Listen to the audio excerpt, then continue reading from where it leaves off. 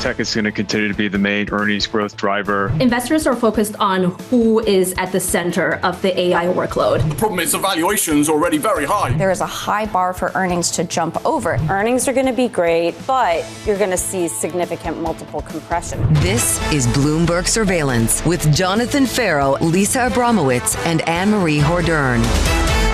Live from New York City this morning. Good morning, good morning. For our audience worldwide, Bloomberg Surveillance starts right now. Coming into Wednesday with limited pushback. Dollar's doing great. I'd want it to be just seek its own level, which is the fair thing to do. You could have it, I could have it go up or go down like a yo-yo. The dollar sinking to the lowest level in almost 4 years. As stocks hit fresh record highs ahead of today's Fed meeting, investors are turning their attention to a big afternoon for big tech. Microsoft and Meta reporting after the close. So, Jonathan, if last year was really categorized as maybe a trade war between the United States and their trading partners, this year is shaping up to be a currency war. And we saw that yesterday in the dollar, the Bloomberg Dollar Index dropping the second we heard the president give his remarks. And he basically was insinuating or suggesting he could be the individual behind the strength or the weakness of the U.S. currency. I could have it go up or down like a yo-yo. When you look at some of the more comments he made, though, he was talking about how China, Japan want to devalue their currency. This isn't new for the president. He's wanted a weaker dollar when it comes to trade deficit and exports. I have to say, I wonder if we're taking this too far this morning. It's not what the president said, it's what he didn't say. And there's a sense that this is what the administration ultimately wants. Euro dollar back through 120 very briefly. And I have to sit here and respect this is where the market wanted to go in yesterday's session, throughout the whole of yesterday and into the afternoon. You're right. And there was a note I read this morning about the fact that the dollar sell-off will continue with or without Trump's blessing. But we do know that they're not going to potentially get in front of it. This is what they want. And this could potentially help U.S. companies when it comes to exports. The president has talked about this in the past. He said he likes the idea of defending a strong dollar, but his words, he makes a hell of a lot more money when it's weaker. It's hard to make the case also that this is the so-called sell America trade. Given what's happening in other asset classes, equities are record highs. In the bond market, you're not seeing major signs of that developing with 10s at around 420-something. Someplace we've been at for the last several weeks. You're only seeing it in the dollar right now. But you can look at what is going on with the U.S. dollar and think about what does this mean for everything else in terms of recalibration of equities or sovereign debt around the world if it continues on this decline. Big moves in equities this morning. Equity futures on the S&P up by 0.4% on the S&P 500. On the Nasdaq, a major rally bought in Europe a little bit earlier this morning in Amsterdam. Out of the Netherlands, ASML absolutely crushing it. Listen to these numbers. The estimate for orders was 6.85 billion euros. The number, bookings were a record 13.2 billion in 4Q. So this bodes well for the entire AI space. They make the lithography machines that are then used by all these customers like TSMC, by Intel, by Samsung, that make the chips that people like Jensen Huang goes and purchases for NVIDIA. And given what we are seeing out of ASML, this AI boom looks like it's going to continue for 2026. Big 24 hours for big tech coming up a little bit later after the close. We'll hear from Meta and Microsoft tomorrow. You'll hear from Apple. Equities up by 0.4%.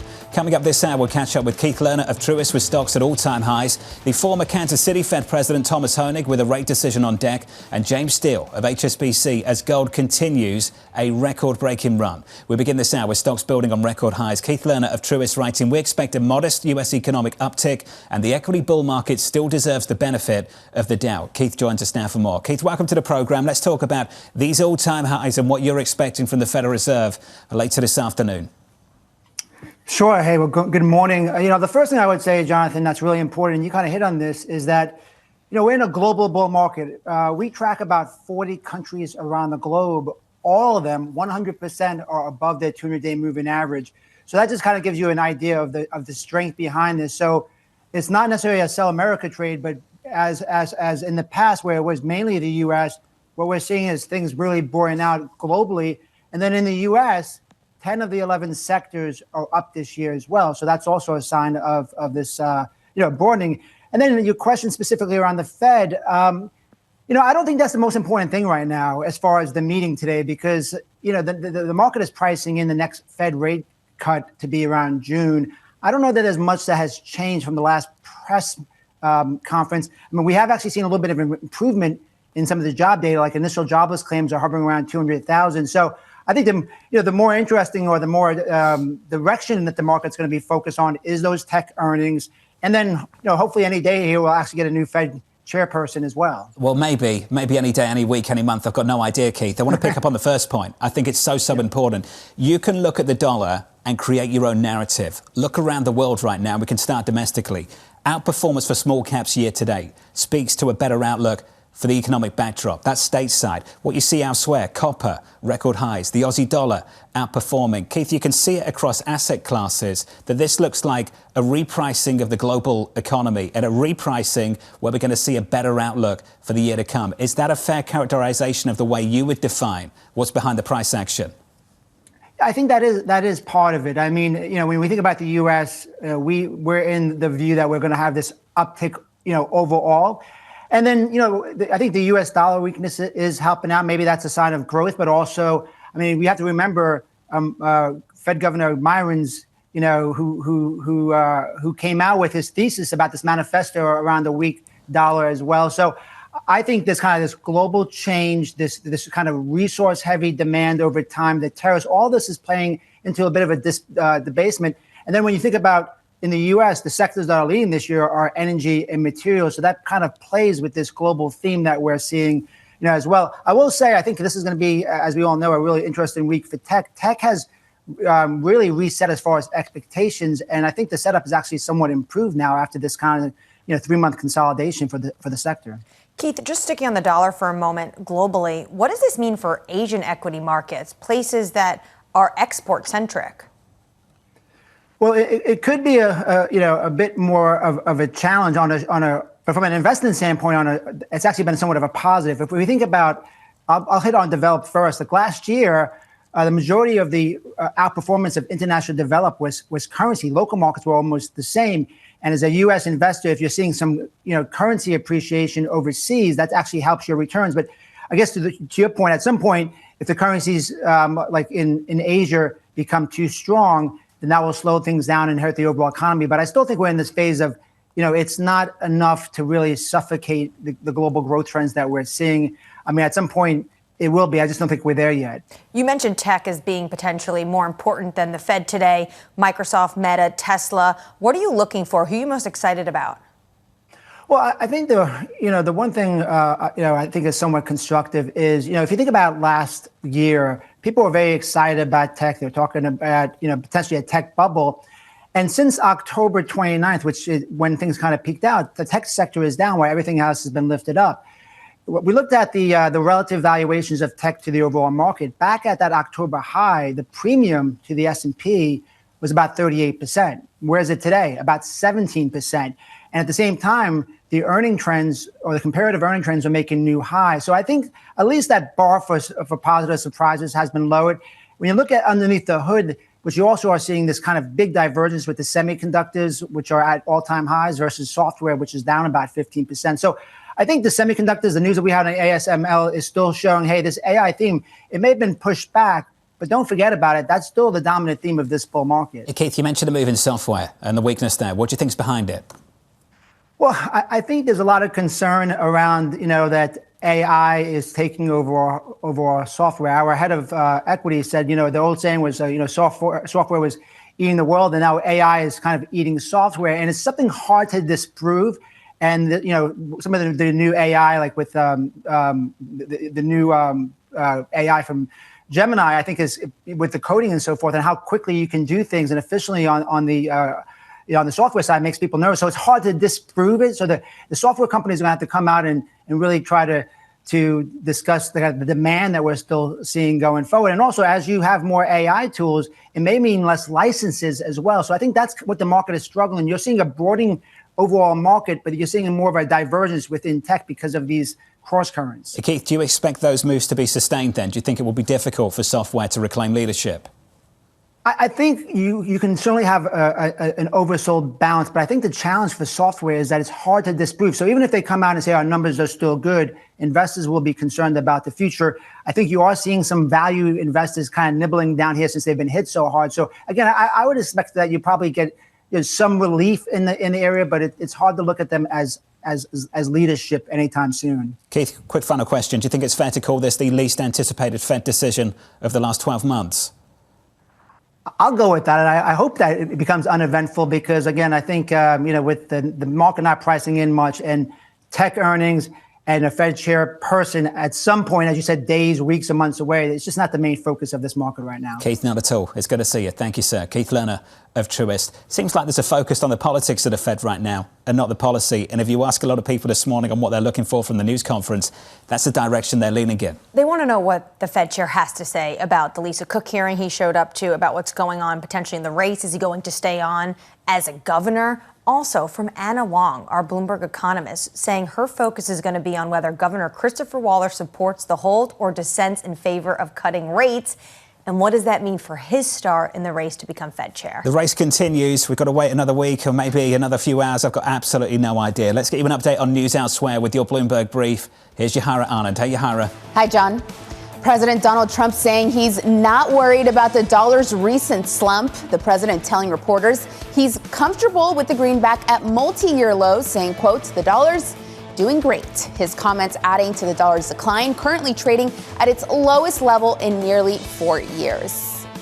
Meanwhile, Minnesota Democrat Ilhan Omar was attacked during a town hall as she called for consequences over aggressive immigration policies. The man appeared to squirt some kind of liquid on the congresswoman before security and police tackled him, as you can see right there. A statement from her office saying, quote, the congresswoman is okay, and she continued with her town hall because she doesn't let bullies win. And Amazon is cutting about 16,000 jobs across the company as part of ongoing restructuring efforts, according to a statement. The company is saying most affected employees will receive 90 days to seek internal roles. Amazon notified employees yesterday about the impending job cuts in an email that was sent by mistake. That's your Bloomberg Brief. John. Not a good look, that's for sure. Yahara, thank you. More from Yahara in about 30 minutes' time. Up next on the program, embracing a weaker dollar. Dollar's doing great. I want it to be just seek its own level, which is the fair thing to do. You could have it, I could have it go up or go down like a yo-yo. Kind of describes the last 12 hours or so. John Lieber of Eurasia Group joins us next. Live from New York City this morning. Good morning.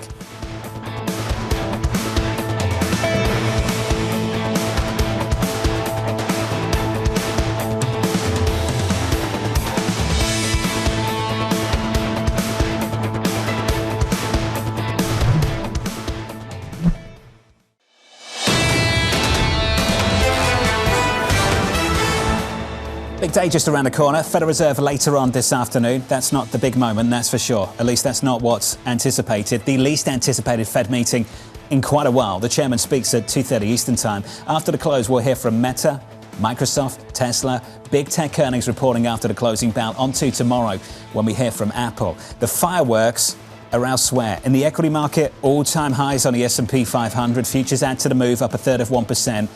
But elsewhere, I'm talking about foreign exchange. The dollar at multi-year lows, under surveillance this morning, embracing a weaker currency. I think it's great. I mean, the value of the dollar. Look at the business we're doing. No, dollar's doing great. I want it to be just seek its own level, which is the fair thing to do. You could have it, I could have it go up or go down like a yo-yo. So here's the latest this morning. President Donald Trump downplaying dollar weakness, saying he's comfortable with the greenback's value after its steepest one-day drop in some 8 months. Bloomberg's Tyler Kendall joins us now from Washington. Morning, Tyler.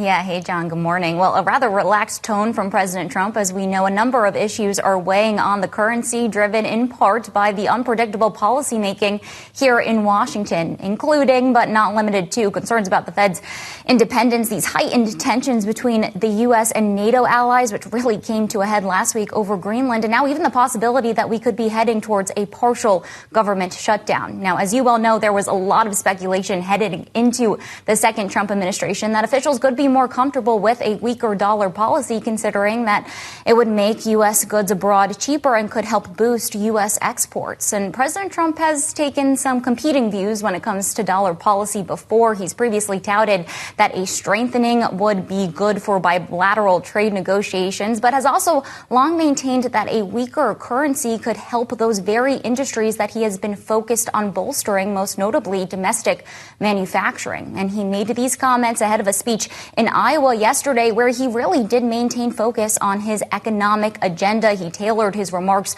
to this farm state audience that has had some mixed outcomes when it comes to President Trump's policies, particularly around tariffs and competition with China. In fact, Iowa is the second top soybean producing state in this country, and we know that that has been a target of Beijing's recent retaliation over the last few months. John, just quickly to keep on China and to end here, we know President Trump has long accused other economies of trying to get weaker exchange rates to boost exports. Yesterday, he name-checked two Asian economies, China and Japan, saying that he often fights with them over the issue. Both in focus at the moment, that's for sure. Tyler, also in focus, Chairman Powell later on this afternoon. Are we going to get an announcement ahead of that, a new Fed chair announcement, someone nominated sometime soon? Well, according to President Trump, it is coming any day now. And while we may not get that announcement soon, it is very likely we will hear from the president later today, likely heaping on that criticism of Jerome Powell if the FOMC does hold rates steady. But, John, at the moment, it is our understanding that he is still with those four top contenders. Of course, the NEC director, Kevin Hassett, Christopher Waller, the current Fed governor, former Fed governor Kevin Warsh, and then Rick Reeder of BlackRock, as Bloomberg News had reported last week that he was gaining some steam when it came to his potential as a contender, considering that Washington has raised concerns about confirming President Trump's potential nominee over the latest allegations lobbied against the Fed chair and the subpoenas issued by the Department of Justice. Of course, John, as you well know, today is going to be President Trump's Fed Chair Jerome Powell's first encounter with reporters since he was issued those subpoenas, and no doubt that's going to be something to watch. Tyler, thank you. With the latest down in Washington, without a doubt, box office, special programming later on this afternoon, Bloomberg Surveillance. I have to say, the decision itself is appearing to be pretty boring. Most people assume that they're going to keep rates unchanged, but the future of the Federal Reserve is a topic worthy of a lot of attention, and this process is getting messy. We've seen messy things happen before. The former president took a long time to renominate Chair Powell. Before that, going back years, I remember President Obama really dragged his feet over Janet Yellen. At the time, he wanted Larry Summers, and that took a while. That got messy too. But this is probably the messiest I've seen for quite a while. Well, we do know the president does take his time when it's a position he really does care about. Look how long it took him to decide. Remember the Treasury race? That was straight up Game of Thrones. This morning, the Wall Street Journal talks about how the prediction markets, the poly market odds have been all over. And they say that basically, why still hasn't he made this decision? People close to the process are beginning to wonder whether the president is looking for something he won't ever find, a unicorn. John Lieber of Eurasia Group joins us now for more. John, welcome to the programme. What's taking so long? Why is the administration dragging its feet on such an important topic? I think the president hasn't made up his mind, and no one's going to tell him what to do here, and he's the final decider. And I think that he's got the same slate of candidates now that he's had for the last 6 months.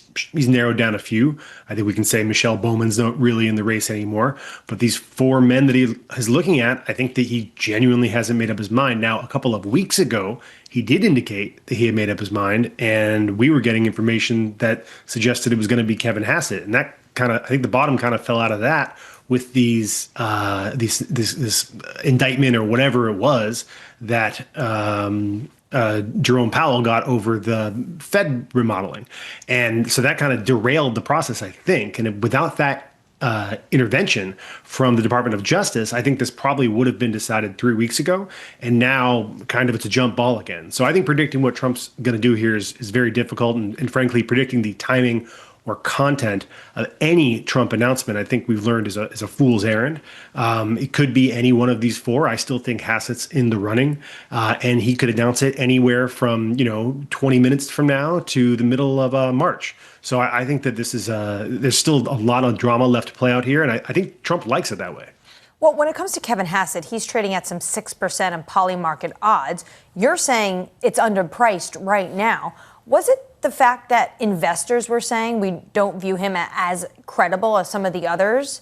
And would that be potentially an about face from Wall Street that could push Trump into saying, OK, I'm going to make my decision and I'm going with my gut, which was originally likely Kevin Hassett? Yeah, well, I think that Hassett I think that the pressure on Trump to put somebody kind of independent and credible went up after the DOJ sent these documents, whatever they did, to Powell. And so because of that, Hassett, who's probably reasonably seen as the person closest to Trump in the race here, his odds dropped, and Trump said, well, you're not really my guy anymore. He also, of course, had those comments he made about wanting to keep Kevin in the White House, Kevin Hassett in the White House, which I think is what really caused the market to move. Now, with some distance from those DOJ allegations and the fact that Hassett's been very loyal to President Trump for a very long time, longer than these other three, and is clearly more like President Trump's guy in the position, I think as you move through time, the longer this goes, Hassett's odds should be considered rising. Now, I don't know if they should be 5% or 30% or what they should be, but I do think that he's still a contender along with the others. John, do you think there's someone we're not talking about that potentially the president could decide on? Yeah, absolutely. I mean, I think the president kind of keeps his own counsel on these things and likes the drama and likes the surprise. So I think Scott Bessent is still a legitimate candidate, even though I think he's better off at Treasury.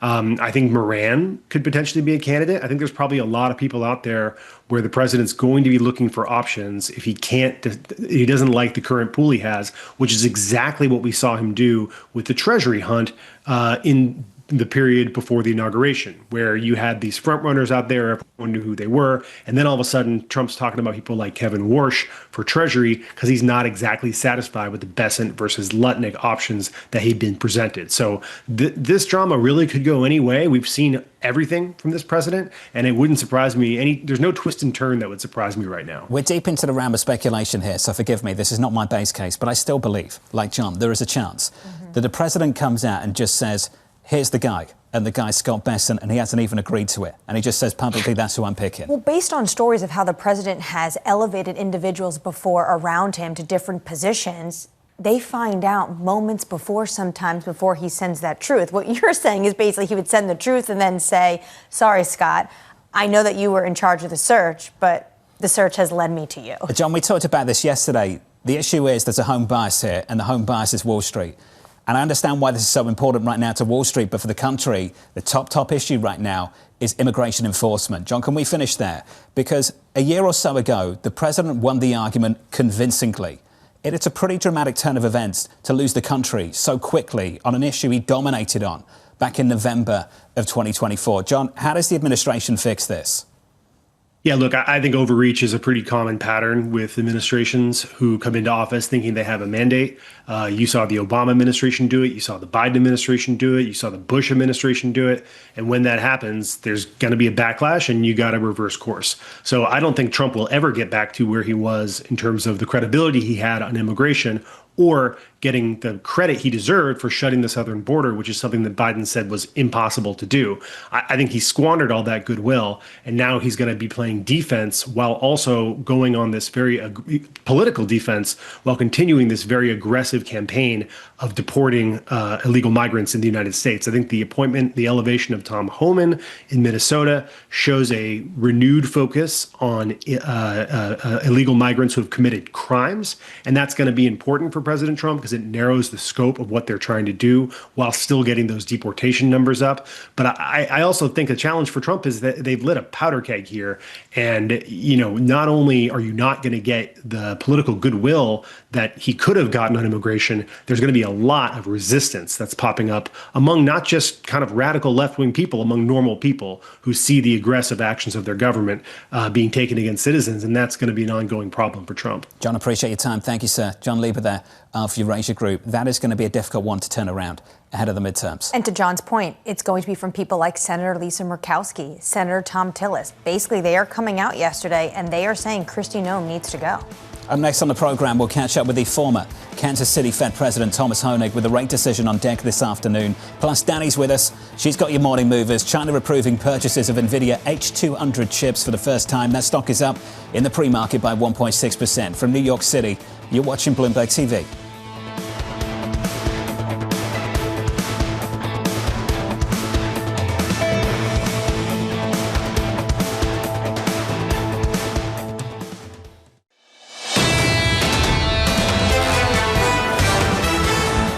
Five days, no losses on the S&P 500 coming into Wednesday through the close Tuesday at all-time highs. The longest stretch without a daily loss of the year so far on the S&P 500, up 1/3 of 1%. On the Nasdaq, thank you ASML We'll get to that in just a moment. The Nasdaq up by 0.9%. In the bond market going into the Fed.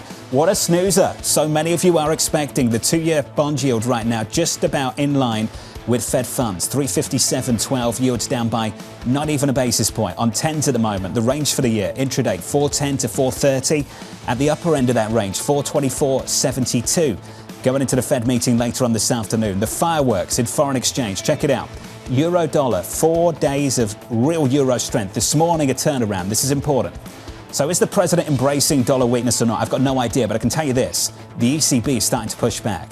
Governing Council member out of Austria speaking to the Financial Times saying if the euro appreciates further and further at some stage, this might create, of course, a certain necessity to react in terms of monetary policy. This is why this is going to be the year of potentially currency wars. And the president was talking about that yesterday, saying he could make the dollar go up or down like a yo-yo. He was talking about in that moment, not Europe, but he was talking about Japan and China and how they continue to devalue and they need to push back.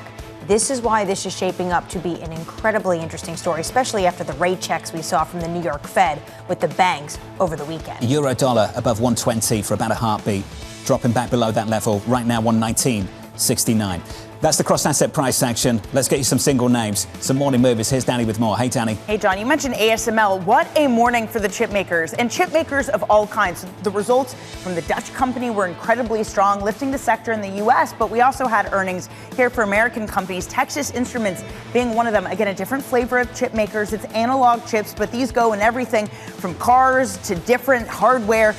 And it's a good sign for the economy as a whole. Apparently, the backlog is cleared and customers are buying again. So shares are up 8.4% with a positive outlook. Also giving a positive outlook is Seagate Technologies, also beating for the current quarter, too. For them, again, it is a story of demand in AI. They don't necessarily do memory. They're more of hardware storage. But again, that demand is off the chart. Shares are up 10.4%, staying with tech and AI. NVIDIA shares also higher this morning by just about 1.5%, just exceeding that level. Bloomberg had reported a couple weeks ago that China was in the process of starting to approve H200 chips for big China tech companies. Well, reports this morning suggest that that approval has happened, and the likes of ByteDance, Alibaba, those big tech companies have indeed gotten their approval for H200 chips. So again, those shares rallying in the pre-market, John. Danny, thank you. More from Danny in the next hour. On our radar this morning, SoftBank doubling down on its OpenAI investment. Sources telling us here at Bloomberg, SoftBank is in talks to invest as much as $30 billion in the ChatGPT maker. SoftBank is one of OpenAI's largest shareholders with an 11% stake. Elsewhere, ASML shares trading higher in the pre-market after smashing fourth quarter order estimates as the AI race fuels demand. The company behind chip-making machines also announcing plans to cut about 1,700 jobs, aiming to streamline the organization. And finally, President Donald Trump indicating he's comfortable with the dollar at multi-year lows, saying, quote, the dollar's doing great.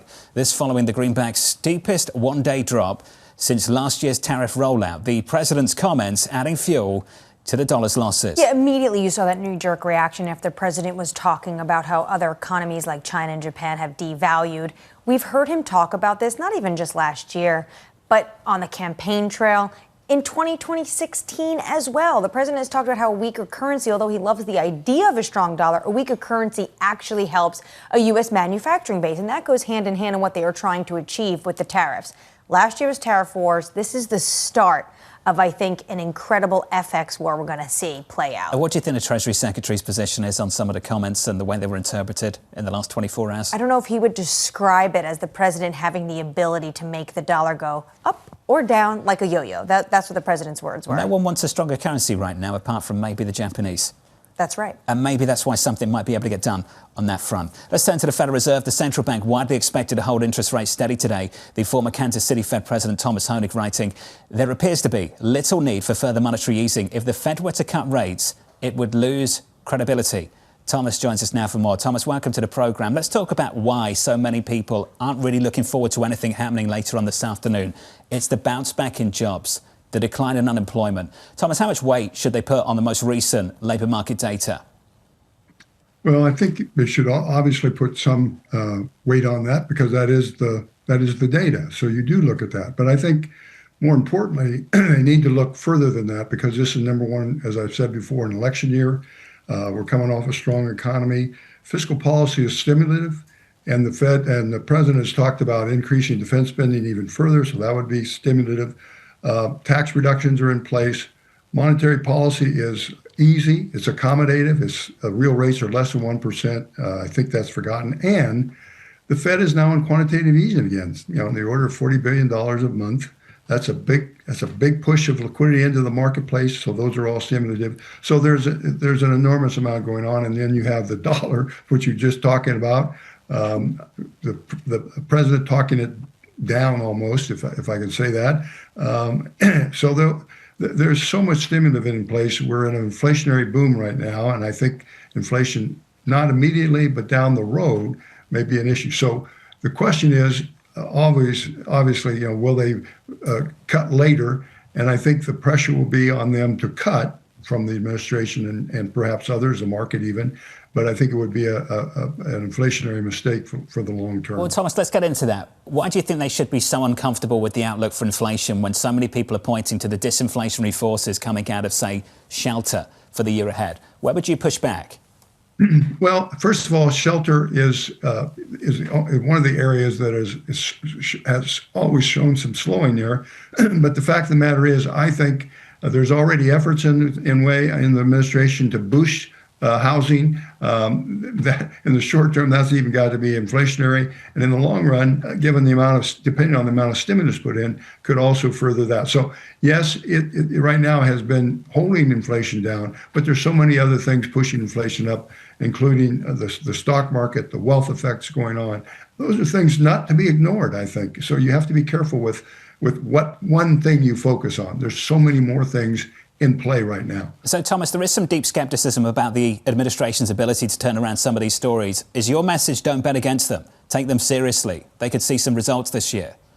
Take them seriously because they are determined to be reelected. They're determined to put as much stimulus in to keep this economy strong, and they'll risk the inflation in the desire to get keep the economy strong and high and people optimistic. Thomas, when you talk about inflation, I noticed you haven't mentioned tariffs, something that was a huge debate last year. Do you see impact of tariffs starting to hit the economy and potentially being inflationary? I think much of the inflation part of it has been mitigated. Some of it's been passed through. Yes, there's more to come. And yes, it will add, but I don't think it's the main story anymore. First of all, Trump is back and forth on tariffs, depending on where the economy is. And his own political goals. So, yes, I do keep an eye on that, but it's the broader issues that I think really require more attention, the most attention from the markets and from the consumer today. Neil Dutta blew up my email this morning talking about the Amazon job losses. We are seeing 16,000 announced this morning, but also UPS in the last 24 hours. They're cutting 30,000 jobs as it moves away from Amazon. Now, this isn't in the BLS data coming out. This is what companies in corporate America are telling you. At this point, do you think it would be necessary for the Fed to still have that concern about shoring up the labor market? Well, the Fed will have that concern. I mean, Powell has made it one of his major issues. I think it will be a factor. But I think at this point, it should not be driving the Fed policy. Now, there will be pressure on them around this. I don't take that away at all, but I don't think that should drive policy. I think they really have to look at just how much other stimulus is in the economy, because monetary policy really can't solve the short-term employment situation, given the structural changes taking place in this economy. And so it's an important factor. I don't want to dismiss it at all, but it's not always in the Fed's, shall we say, lane to be focusing only on unemployment with so much other stimulus coming into the economy. And look at gold, 5,300 going up. These are inflationary indications that you should not ignore as a central bank. Thomas, when you look at the bond market, though, why do you think you're not seeing a corresponding pickup in bond yields? Well, because the Fed's adding $40 billion a month of new money into the system. There's downward pressure from that. It's got to be acknowledged. It should be acknowledged. And so that's part of why you're seeing this suppression in the yield curve to some extent. And I think it should not be ignored. It's there. It's real. And the Fed will keep it up. And they talk about it being a temporary through the tax season. Given the amount of debt in the economy that has to be financed, $2 trillion new debt, the Fed is going to be under enormous pressure, and it so far has agreed to buy some of that debt at a fairly good clip per month. Thomas, whoever gets nominated to be the next Fed chair is going to be under even more pressure. Can we talk about how unruly that committee might be? Well, that committee is a very polite committee, yes, but there are going to be people who are very concerned about the amount of stimulus already into the economy, and I think we're going to see that. That's going to play out inside it, but I think they will stay with the Powell leadership at the moment, and I think Powell is going to be on hold for a while, if to the extent that he can, unless there's a shock or some surprise, and then Powell will quickly change. But without a surprise or a shock, I don't see the committee, even though they'll talk about it inside, what the long run is, they won't change direction at this point. Hey, Thomas, good to see you. And my apologies for stepping on you at the end there. Thank you, sir. Thomas Honig there. Thank you. The former Kansas City Fed president weighing in on the politics and a policy. So he's really anchoring his debate on how the Fed should look at this because of fiscal stimulus coming out of Washington this year. It's a midterm election year. They want to run it hot, which is why he's so concerned about inflation. I was really struck that when he talks about inflation, he's not really thinking about tariffs. He says that's not really the issue. The issue is the policies this administration is talking about, whether it's housing, whether it's tariff dividend checks. They want to run the economy hot going into this election. It's the boost to growth so many are expecting. Equity futures right now, by the way, positive on the S&P 500, adding to the record highs we printed just yesterday. With an update on stories worldwide, let's check in with Yahira with your Bloomberg brief. Hey, Yahira. Hi, John. We're seeing shares of AT&T rising 4% in the pre-market after reporting fourth quarter earnings that beat on both the top and bottom lines. AT&T's board also approving additional share buybacks as it expects to repurchase about $8 billion of common stock in 2026. As for the full year, AT&T posting a better than expected EPS forecast. Meanwhile, in Texas, Governor Greg Abbott ordering state agencies and public universities to immediately stop new H-1B visa hiring for skilled foreign workers. Abbott says the program has been used in ways that disadvantage American workers. The halt will last through May of next year. The governor's order does not affect the private sector. And Apple CEO Tim Cook is weighing in on the fatal shooting of ICU nurse Alex Preddy in Minneapolis. In a memo on Apple's employee website, Cook writing he's, quote, heartbroken by the events and calling for calm. Cook adding that he discussed the matter with President Trump earlier this week. That's your Bloomberg Brief. John. Hara, thank you. Thanks for the update. Up next on the program, going for gold. Gold wins everything. I'm not going to short gold. It doesn't take that much buying to make the price of gold go up. That conversation up next with James Steele of HSBC, live from New York City. You're watching Bloomberg TV.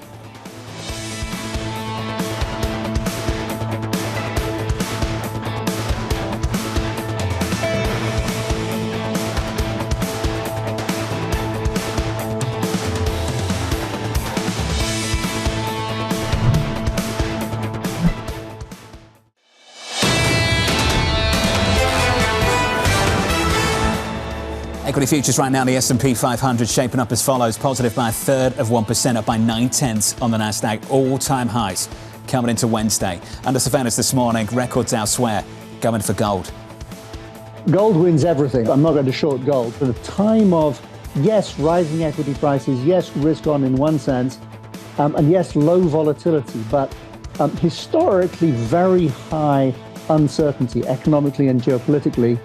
People are trying to, they're just falling in love with a very old-fashioned solution to that problem.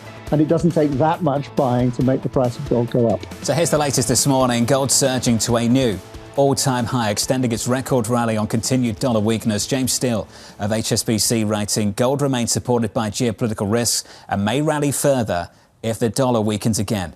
James joins us now for more. Jim, good to see you. Good morning. Thanks for being here. What a turnaround of this story the last 4 years or so, this rip-roaring rally. What's aiding the new leg, the fresh leg of this leg higher? Well, you know, in all the time that I've been covering the gold market, the same 12 or 15 factors drive it. The trick to analyzing it and trying to figure out the direction is which of those is in the driver's seat. And in the last few years, geopolitical risk has risen to the top. And I think if you look at we've done studies on the geopolitical risk index and the correlation.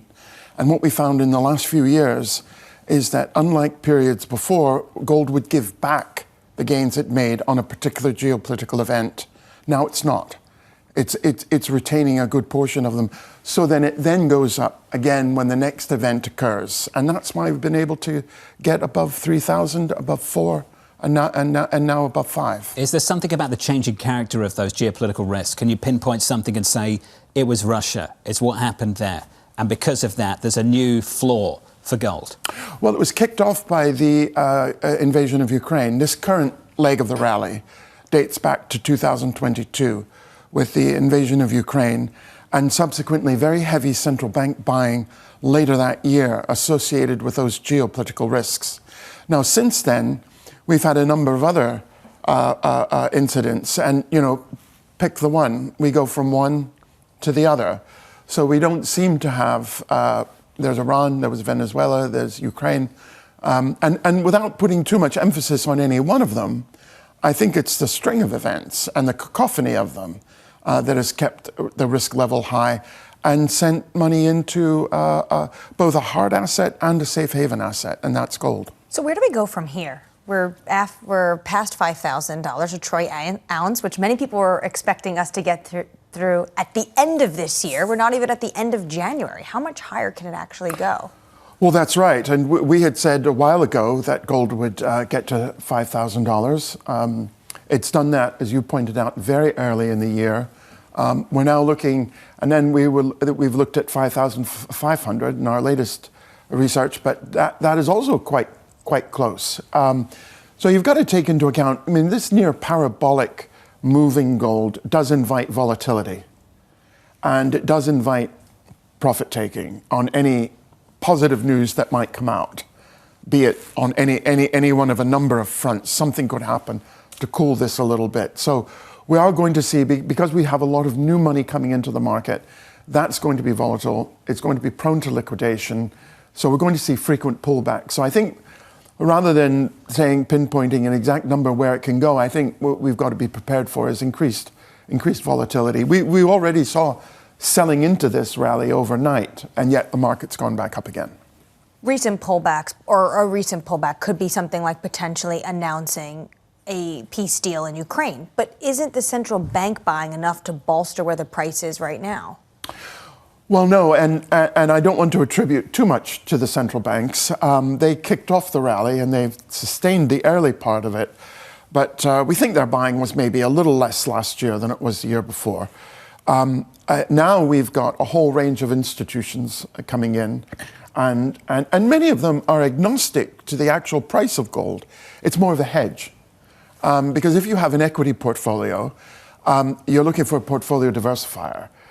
If you think, and I'm not saying there will be a correction, please don't think I am. Of course. But you've got to count on the possibility of one. And if that's the case, then you're going to look for something that is not correlated with paper assets, and that's gold. Is there evidence that in this regime that's the case, given that at the moment it appears to have a positive correlation with equities? Gold has had this massive rally at the same time. Equities have kept rallying too. Well, that's right, and that's some of that money coming in. You've got to bear in mind that gold, normally this doesn't matter, but gold is actually quite small compared to all the financial markets. All the gold above ground is something over 1-2% the value of all the financial markets. So all we need is leakage coming in from those markets to actually send us up. And silver and platinum are even smaller. So you think about the money that could move them, that could never have moved the dollar, could never have moved the fixed income or equity markets. What is gold beginning to replace in portfolios? What are you noticing? Well, it's not so much, I think, a replacement as an addition. I think what you're seeing now is a lot of portfolio managers are going to allocate a certain percentage to gold, whereas they would have had no allocation or very, very low earlier on. Same with central banks, by the way. The allocation that many of them of non-OECD central banks, I'm talking about principally, are giving more allocation to gold. Some of them, like Poland, have announced a very high allocation. I have a theory, and I'm going to share it with you, and I'd love your feedback on it. You've been doing this a long, long time. Traditionally, gold bugs were considered followers of a religion, and they were considered almost slightly crazy. And I just wonder if the arrival of Bitcoin over the last decade and the dominance of the crypto conversation has almost legitimized gold as an asset class in an unattended way. Would you put any weight on that?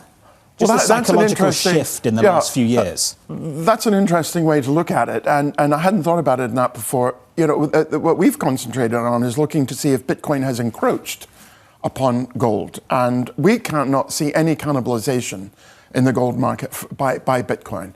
So we don't see a drop in trading globally in gold and the demand for gold because of that.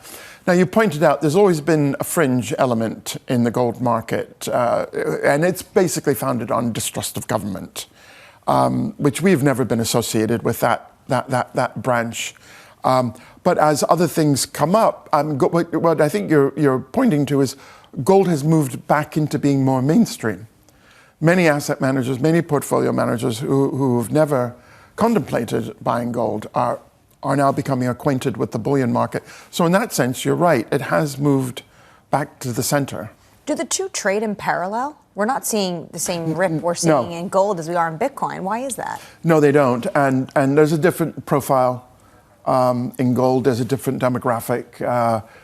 And also, think of gold at its essence is the physicality and the tangibility of it. And that's why it's the only commodity currency that survived into the electronic age. And despite the digitalization of the world, yet we crave something physical, something hard. And Bitcoin does not offer that. Crypto, I shouldn't emphasize them, but crypto does not emphasize that. And I'm not saying crypto is good or bad. I'm just saying that gold is different and you don't get a parallel. And we haven't seen any statistical correlation between the trading. Are you seeing any signs that this has gone too far in other metals, palladium, platinum, etc.? Well, yes, I think you could make that case for silver. The silver, if you look at the gold-silver ratio, which is the number of ounces it takes to buy 1 ounce of gold, it moved to between 70 and 80 for most of my career. Which is, as you pointed out, a very long time. My hair was the color of gold. It is now the color of You've still got platinum. it, so you're doing well. It went out to 106 in October. And then silver has rallied, and it's now around 45. So that would imply that silver is very expensive, and I don't think we quite have the same geopolitical and other reasons to buy silver.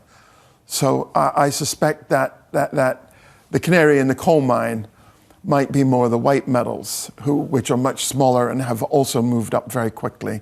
I mean, there's good reasons for silver to be strong, but it's very, very high right now. So I would keep an eye on those and see how that, see if the tail wags the dog a bit. Got it. Jim, clinic as always. Great to lean on your experience. Thanks for being here. Thank you, sir. James Still there of HSBC. Up next on the programme, Stuart Kaiser of Citi, Tobin Marcus of Wolfe Research, Mandeep Singh of Bloomberg Intelligence, Jonathan Pingle of UBS. The second hour of Bloomberg Surveillance is up next.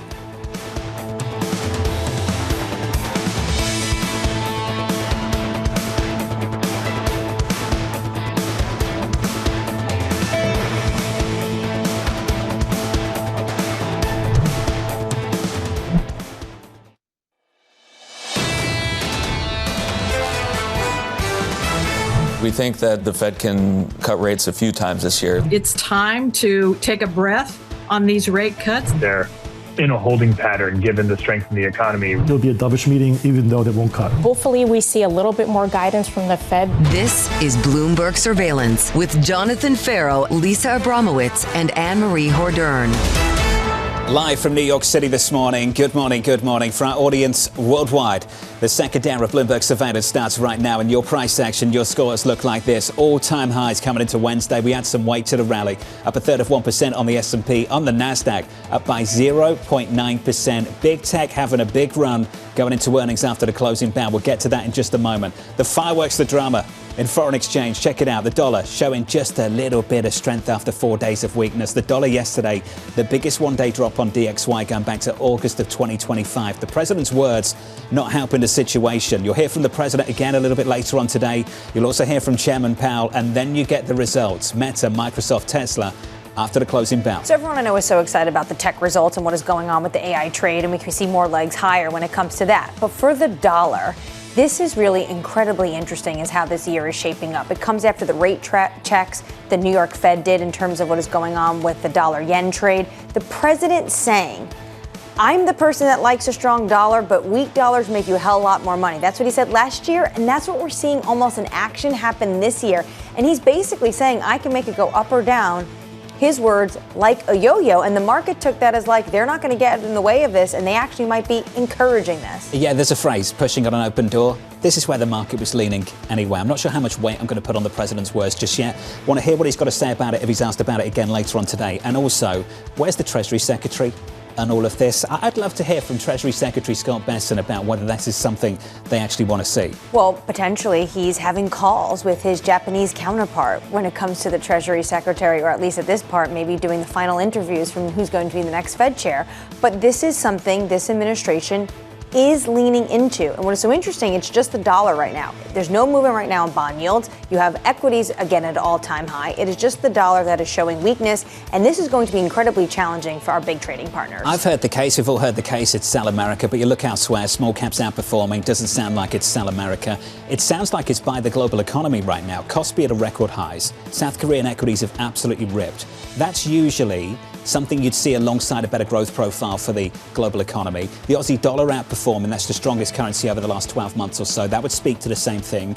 Copper as well. All of these things are lining up for a better outlook for the year ahead. And when it comes to the Aussie dollar, they're definitely related to what's going on, as you say, in copper and the commodity complex moving higher, not just the precious metals. We just talked to Jim Steele, but what's going on with gold and how that is just absolutely on a tear, but the entire complex, because you need these materials if you are going to have manufacturing build out when it comes to AI. And that's why today, what is so interesting, what people are looking forward to more than the Fed chair speaking, is actually what does Meta and Microsoft have to say? What a run for gold. Look at this, 52.60 right now this morning, up another 1.5%. Wasn't it the year-end price target from Goldman a week ago today? Yes. When they came out and said 5,400. Yes. And like we're right there. And an individual at RBC is talking about 7,000 at the end of this year. I loved your comment about Bitcoin. I actually saw a meme on Twitter where just a young kid who's like, I'm going to beat the market. I'm investing everything in crypto. And then it's a picture of his grandma who's like, no, I told you. You should have gone with the old school gold and silver, and you would have outperformed. Gold is on quite a run, that's for sure. More on that later this hour. Also, catching up with Stuart Kaiser of Citi with stocks at record highs. Tobin Marcus of Wolfe Research on the future of Fed leadership. And Jonathan Pingle of UBS with a rate decision looming this afternoon. We begin this hour with stocks holding near all-time highs ahead of Mag 7 results. Stuart Kaiser of Citi writing, we continue to see upside in cyclicals ahead of earnings and key macro data in early February. Stuart joins us now for more. Stu, good morning. Hi, good morning. We've seen a lot of that outperformance already so far year to date. Small caps outperforming large. The Kospi, we talked about South Korean equities. There seems to be a cyclical tilt to a lot of the price action. What's happening? Yeah, 100%. I think clients were really geared up for the stimulus to hit the economy to start the year. We got that nice sort of turn lower in the unemployment rate, which kind of kicked off the consumer cyclicals trade. And I think it's, to your point, pushing on an open door. That was a door that was wide open, and people are happy to kind of be pushing right through it. You know, the Fed's data dependent, so that adds a little bit of uncertainty. But honestly, we haven't talked about all tax refunds. You know, we're going to get that data in the next couple of weeks. And if those tax refunds look the way people expect them to look, then, you know, we do see another kind of at least leg or half a leg higher in these cyclicals in early February. Let's pick up on the dollar weakness that so many people are talking about this morning. We've all seen the headlines, sell America. I want to interrogate the base case right now and the narrative. I want your thoughts on this. Are we looking at running away from sort of policy fears or just embracing growth hopes worldwide? Yeah, I mean, hopefully it's growth hopes because if we run away from policy fears, that's quite a different impulse on the market. You know, the Japanese yen thing sort of hits the market in two ways, I think. One is you have that long end bond yield, which is about policy and it's about fiscal. And the fact that started to run away, I think definitely got people's attention. You know, the yen carry trade is more in the front end. That's short-term rates. That's more about risk sentiment and leverage. So I think those two things are acting on sort of different parts of the market. Frankly, I'd be a little bit more worried about the long end bond yields. You know, the short end leverage stuff can be painful, but it kind of works itself out pretty quick.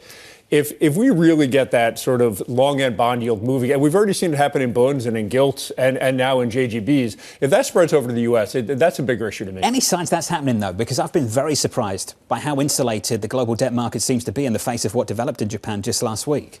No, I agree. It's pretty encouraging, I think, that, I mean, look, we got an 8 or 10 basis point move in U.S. 30, so it hit the U.S. The market seemed to absorb it pretty well. If you look at, what has kicked these things off, in Japan, it was really about, rolling back some taxes. That's fiscal. In the U.K., it was really about spending. It was fiscal. So it seems like you don't know when it's going to happen, but there is exposure to these fiscal headlines. And, hopefully in the U.S. we don't experience it, but I just wouldn't write that one off as a risk solved. So these are basically big structural moves that you think at some point could impact the United States. That was it. Yes, but we've been wrong about it for 6 months. So I don't want to toot our own horn on this one. But yes, I mean, look, you have real fiscal issues. I mean, there was a headline: all the senators getting elected today will be in the Senate when Social Security runs out of money. Right. So these are big structural issues that need to be dealt with. But to be fair, equity markets have rallied through it. Bond volatility until recently has been pretty kind of well contained. So we do think it's a real risk. But, it doesn't mean you can't solve that risk. But we do think that's kind of a sneaky risk in the background. And we still like owning some rates volatility just in case on this. You mentioned the tax refunds. We spoke to Tom Honig, who was talking about this fiscal impulse, which he thinks we're going to be running a hot economy, but also that's going to impact inflation. How do you view how the tax refunds actually might impact the real economy when it comes to maybe sticky inflation? Yeah, it's a great question. I mean, average tax refund, call it $2,900 over the last 15 years. There's rumors it could be $1,000 higher. So you're looking at 30% higher average tax refunds. Our economists have that about 0.5 percentage point GDP impact. We have gotten questions from clients about back half of this year. Do we start to see inflation turn higher? It's not the house view from our economists on the inflation side. But look, if the tariffs stay in place and if you layer on top of that some fiscal, it is a risk. But I think for right now, people are focused on what do I do in the front half of the year? And, talk to me about midterms and inflation when I hit June or July. Get through January. Well, let's talk about the first half of the year then. We've talked about the disconnects. In fact, this show has been dominated by discussions about disconnects or perceived disconnects. Here's another one. You've got a better outlook for consumption. You're not alone. I get it. Tax refunds, all of that. But then you survey the consumer and they couldn't be more depressed about the present situation. The Conference Board came out with data yesterday. The worst read in more than 10 years. And that includes the pandemic, by the way. And this from Dana Peterson, a good friend of this programme over the years. Confidence collapsed in January. Consumer concerns about both the present situation and expectations for the future deepened. They're looking at the labour market and don't seem too comfortable with things. And yet here we are on Wall Street projecting a better outlook for consumption. Are they just getting it wrong? Well, I mean, you talk about a disconnect. Look at the party divide in most of those consumer survey stuff. Massive. So it wouldn't surprise me if, the lingering stuff from the government shutdown, as well as a lot of the policy uncertainty, isn't hurting consumer confidence a bit there as well. I mean, look at us. We also get all obsessed about this rise in the unemployment rate. The level is 4.4%. There are very few countries in the world that wouldn't take 4.4% unemployment rate.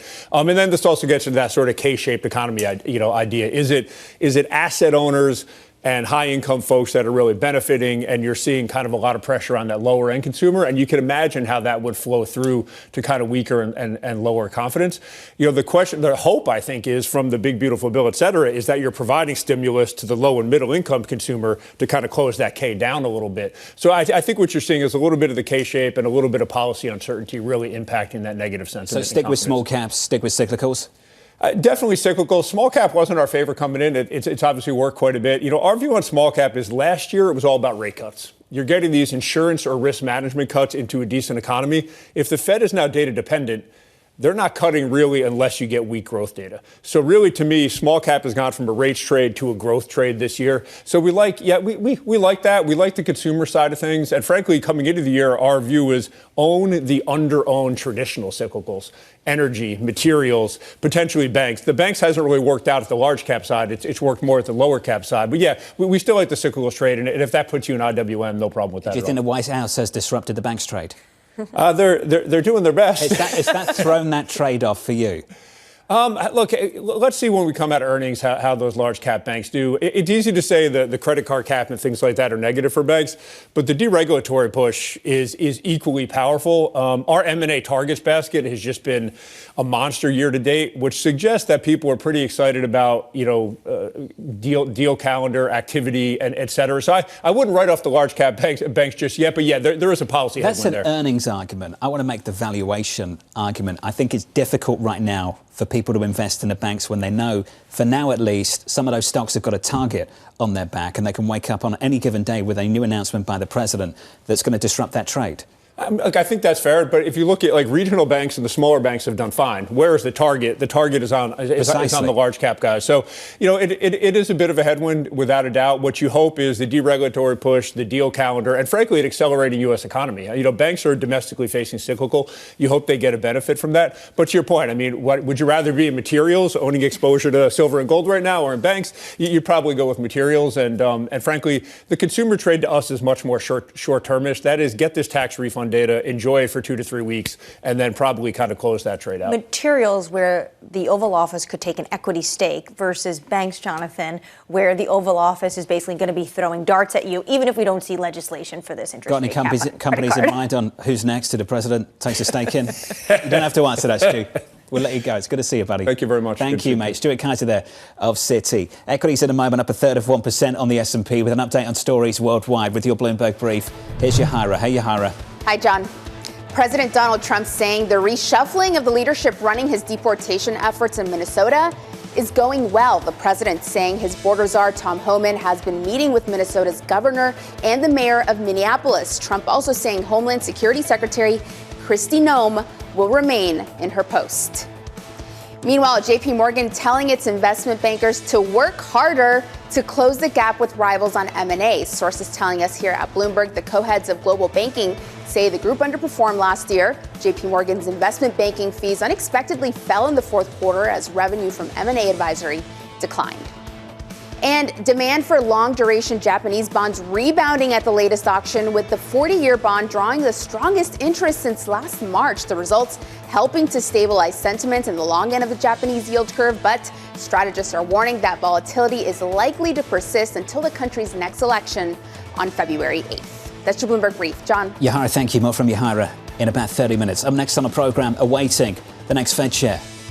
Interest rates are now at the lowest level in 3 years. By the way, when we have a great Fed chairman, I think we're going to have one. I'll announce it pretty soon.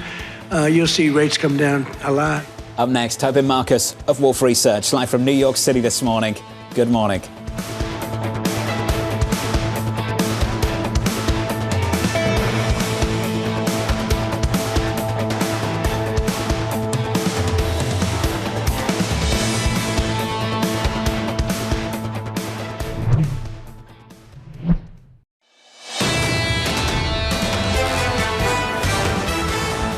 $2 p.m. Eastern Time this afternoon, a Federal Reserve interest rate decision. The chairman will be speaking 30 minutes after that at 2:30 Eastern Time. The main event, though, I think for a lot of people in the equity market are the earnings later on this afternoon. After the closing bell, you'll hear from Microsoft, Meta and Tesla. As for the Federal Reserve, under surveillance this morning, awaiting the next Fed chair. Despite a bad Fed chairman, a guy that has we call him too late. He's too late. Jerome, too late, pal. He's too late. He wants to keep rates as high as possible. Despite that, we've driven rates down. When you're really good, you can get them down despite everything, because ultimately it just sort of follows nature. Mortgage interest rates are now at the lowest level in 3 years. By the way, when we have a great Fed chairman, I think we're going to have one. I'll announce it pretty soon. You'll see rates come down a lot. So here's the latest this morning. President Trump gearing up to announce his pick for the central bank's next chair as policymakers prepare to make the first rate decision of the year a little bit later this afternoon. Bloomberg's Tyler Kendall joins us now for more. Tyler, we've been waiting. It's like this rolling 1 week, 2 weeks. It'll happen in 1 week, 2 weeks. Is it going to happen anytime soon? Well, John, at this point, your guess is as good as mine because we've often heard conflicting statements from President Trump, sometimes signaling that he has made his decision and then at other times saying that the process is indeed ongoing. Perhaps we could get an announcement soon, though very likely we will hear from President Trump, at least when it comes to the FOMC's decision later today, considering he has not let up on his criticism of the current chair, Jerome Powell. And today's post-meeting press conference is going to be Powell's first public encounter with reporters since he was served grand jury subpoenas related to the Department of Justice's investigation into the Fed's renovations to its headquarters here in Washington. And I bring that up because that has, of course, complicated matters on Capitol Hill for Republicans as we do wait this announcement on the potential pick to lead the central bank. As of now, it is our understanding that President Trump is still weighing those top 4 contenders, including the NEC director Kevin Hassett, who had been seen as a frontrunner, though worth mentioning the president has voiced concerns in recent weeks about losing a key messenger of his economic agenda. Also on the list, former Fed Governor Kevin Warsh, current Fed Governor Christopher Waller, then also BlackRock's Rick Rieder, who's gained some traction in recent weeks, according to people familiar with the matter. Sources telling Bloomberg News earlier this month that Rieder may be seen as somebody who could be confirmed more easily after Senator Tom Tillis, a Republican on the Senate Banking Committee who has been on this program before, has vowed to block any nominee until the legal matter against Jerome Powell is resolved. Though, John, I will point out early today on the Bloomberg terminal, a brand new story analyzing FEC records shows that Rieder has donated politically to some of President Trump's rivals on both sides of the aisle. Perhaps that may complicate matters going forward, but at this point, anything could happen. Tyler Kendall with the latest. Tyler, thank you. I'm pleased Tyler keeps going back to the senator from North Carolina. His comments are so important here. It's not about the man. It's not about the individual. For him, it's about the process. So if you're sitting here thinking the president could announce this morning, and let's say he did, when you start thinking about the confirmation process, the senator from North Carolina is telling you he's not going to get up and open the door and let people through anytime soon. No, which is why if you're the president of the United States and you heard our interview with Senator Tom Tillis, you're thinking, why would I make an announcement so soon? You want to potentially wait till you know the DOJ investigation to Powell is going to be wrapped up because Tillis is not moving until that moment. Tobin Marcus of Wolf Research has this to say. Rick Rieder is now viewed as the odds-on Fed chair favourite. We're unconvinced. We think both Kevins are still strong possibilities. Tobin joins us now for more. Tobin, I want your view on what is just holding things up here. Why is the president dragging his feet when he's told us for quite a while he knows who it is? Well, I think he's still trying to find the best option among a set of options, none of whom offer exactly what he wants. Rieder, the current perceived favorite, has a lot to recommend him, but he certainly is not a Trump loyalist by any stretch. As Tyler was just discussing, there's this issue about his political donations. With him now sort of in the spotlight for the first time, I think you're going to see knives come out for him a little bit. Larry Kudlow yesterday published an op-ed essentially saying, don't pick him, pick one of the Kevins. And, I think in a similar way to how when Hassett was the perceived frontrunner, that's when the White House started to get pushed back about the potential bond market concerns you could see there. So, I think he's cycling through his options and doesn't see anything that he's completely compelled by. I loved your note, reading the tea leaves. When it comes to the tea leaves, so the discussion Jonathan and I just had about Senator Tom Tillis, do you think that is why this administration doesn't feel any urgency right now to have their pick? I think Trump is I think the biggest holdup is the decision-making process itself. And I do think that Trump is still trying to find, the best person with none of them being perfect. That being said, I take Tillis completely at face value that the probe by DC U.S. Attorney Pirro is going to need to be wrapped up and resolved definitively before he's going to be willing to let any of these people through. I think the view that Rieder has some confirmation edge is basically wrong. I think once you get Tillis satisfied about that probe into Powell, none of these individuals are going to have any trouble getting through the Senate Republican caucus. Hassett's the person that markets have raised concern about, but he's been working in Republican politics for decades. He has very strong positive relationships across the Senate Republican caucus. So, the notion that you could get Rieder through, but not some alternative, I think is fairly wrongheaded. You're pointing to something I read this morning in the Wall Street Journal about the fact the president is looking for something maybe he won't ever find. You're talking about this perfect candidate, this unicorn. What does that entail? Can you define for us who that would be in front of this president's eyes? Yeah, he just last week at Davos was very forward and very explicit about wanting loyalty. He specifically complained about disloyalty in those words. He talked about all these people seem great until you nominate them, and then they start making decisions that you don't like. They start, hiking rakes when he thinks it's inappropriate. That's the exact criticism he's leveled at Powell, who also came in with sort of recommendations from Trump's economic staff, but without that personal relationship. And he, of course, has regretted that decision. So I think he wants someone who he can rely on in that way and who's going to listen to his views as he continues to articulate them, but also someone who brings bond market credibility and doesn't raise acute concerns about Fed independence. And there's a deep tension between those two. So we've got to keep our eye on the geopolitics as well. This from the president just moments ago on social media, a statement from him. A massive armada is heading to Iran. It is moving quickly with great power, enthusiasm and purpose. It is a larger fleet headed by the great aircraft carrier Abraham Lincoln than that sent to Venezuela. Like with Venezuela, it is ready, willing and able to rapidly fulfill its mission and with speed and violence if necessary. Hopefully Iran will quickly come to the table and negotiate a fair and equitable deal. No nuclear weapons, one that is good for all parties. Time is running out. It is truly of the essence. So the president is saying he wants Iran to make a deal. He then also continues to talk about the fact that they didn't make a deal and there was, quote, Operation Midnight Hammer, which we saw last year. The president right now is setting almost a red line. Come to the table or I am prepared and I have my toys out there in the sea ready to go and I am prepared to strike if Tehran does not feel willing to engage. Tobin, how likely is it that we take on another kind of military front in Iran? I think fairly likely. The president sure seemed like he was leaning towards intervening when the protests were at their apex a couple weeks ago. At the time, I think the lack of military assets in the region was one of the obstacles to doing that, along with some concerns from regional allies, along with, I think, some real questions about what efficacious targets might look like. Unlike in Midnight Hammer, where it was very obvious that we were targeting the nuclear facilities, if you're trying to degrade their ability to oppress the domestic political opposition, what are you striking? Police barracks? I don't think anyone really believes that a decapitation strike against Khamenei, if they can even find him, would result in regime change, I think ultimately is what the president wants here. So, he sure seems to be wanting to strike. I think at a minimum, he's very focused on creating that optionality and leverage to be able to pursue a range of options. But it does seem like some kind of strikes eventually are likely. Tobin, to that point, even if the United States were to get rid of Khamenei, doesn't the regime still continue?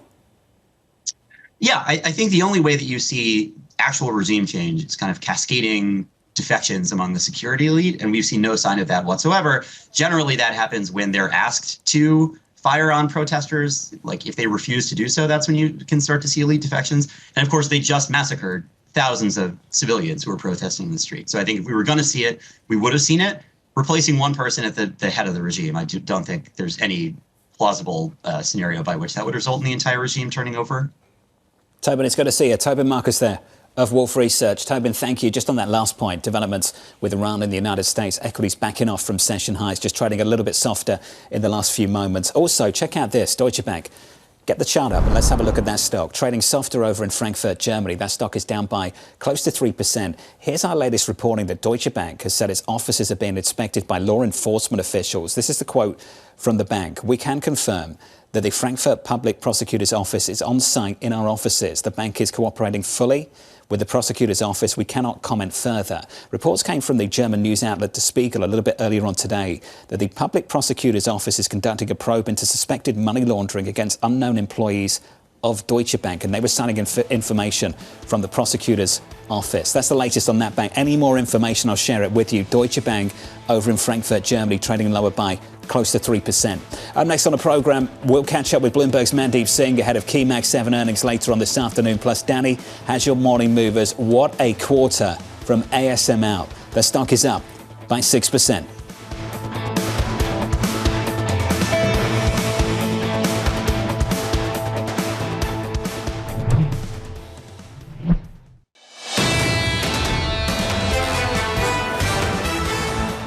Equity futures on the S&P 500 positive by 0.25% on the S&P. On the Nasdaq up by 0.8. On the Russell up by 1/3. Tech doing better. Thank you, ASML. Fantastic results. Those orders in the fourth quarter just blew out estimates. That's lifting the whole AI tech ecosystem, if you will, this morning, going into earnings from Meta and Microsoft after the closing bell. In the bond market, we look like this. 2-year, 10-year bond yields are just about unchanged on the session so far. For the Federal Reserve, it's going to be a snoozer this afternoon in the news conference.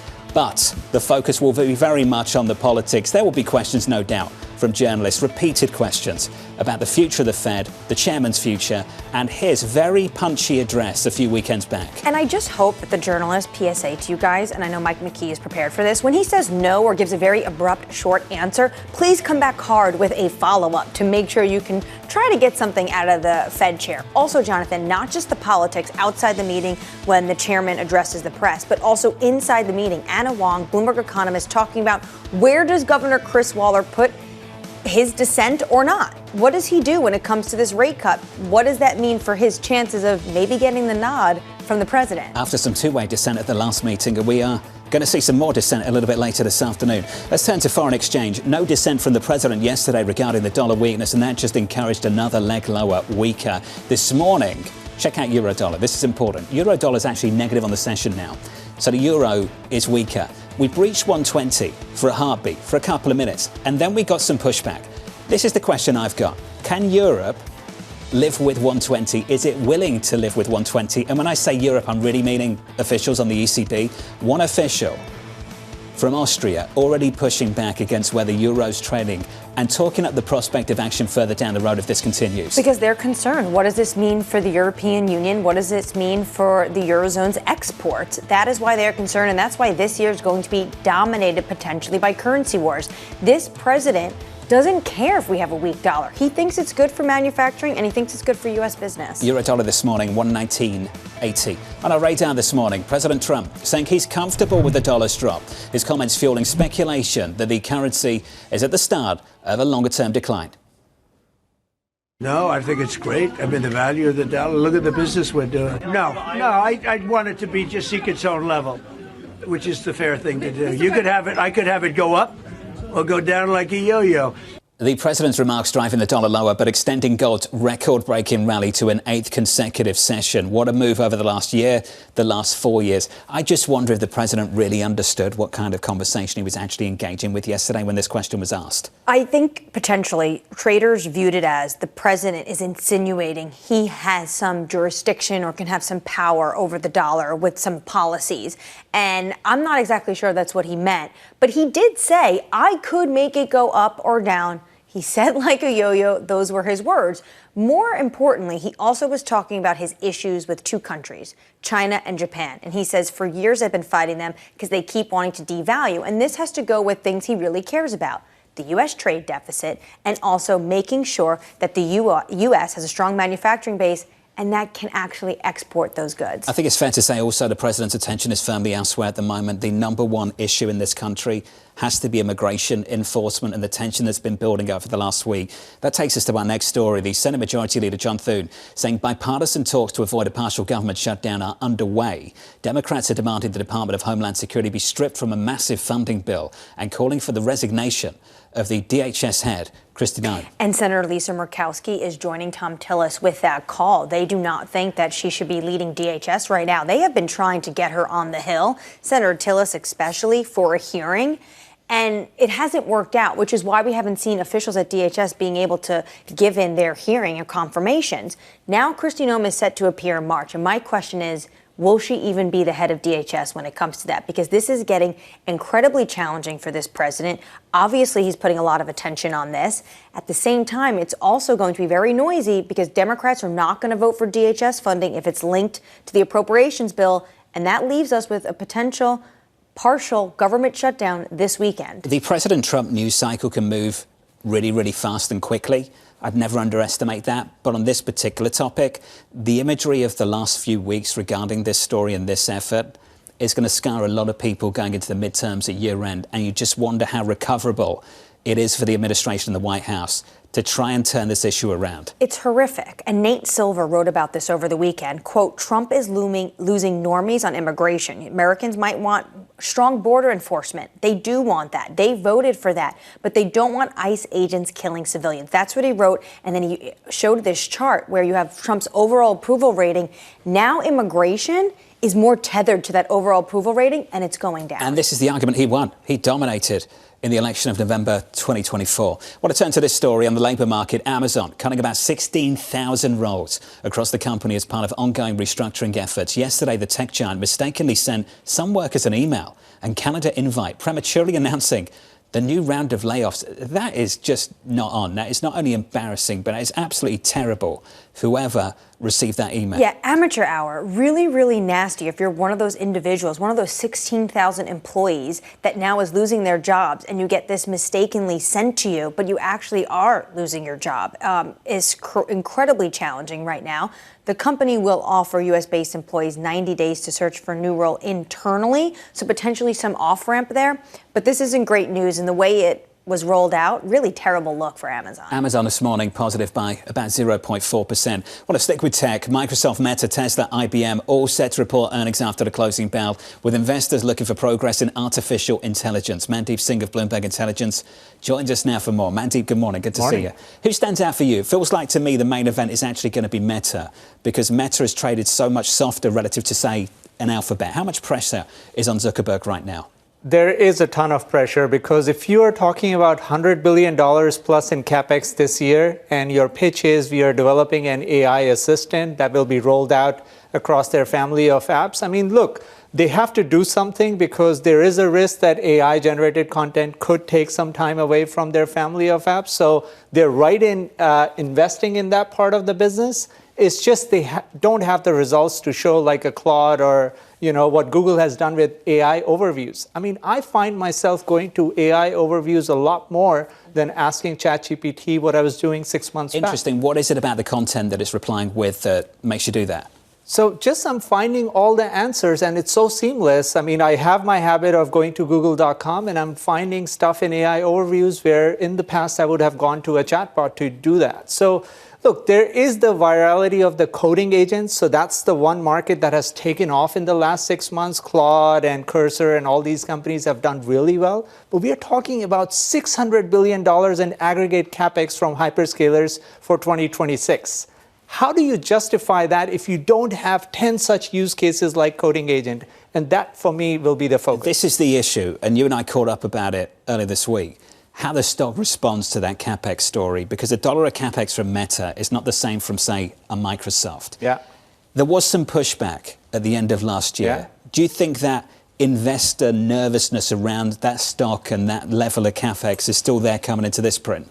I mean, look, Meta has already started preparing for that by pulling back on their metaverse reality lab spend. So they already had a round of layoffs, and they are losing $5 billion a quarter on that reality lab segment. So they have these offsets. I mean, for Meta, the key is the core business keeps growing at 20% plus, the ads. That's surprising to everyone. And that's a 70% incremental margin business. So their core business is still 40 to 50% EBITDA margins. And that's the luxury they have in terms of spending on metaverse and now in AI without having to show something tangible for it. Well, has AI investment helped that core business of advertisement? It has. And look, when you compare Meta to Pinterest or Snapchat, Meta is growing to 20% at a $200 billion run rate. That's huge. And all these small companies are not even growing high teens. So from that perspective, there is some tailwind from, the AI chip investments that they have made that's helped their recommendations and feed.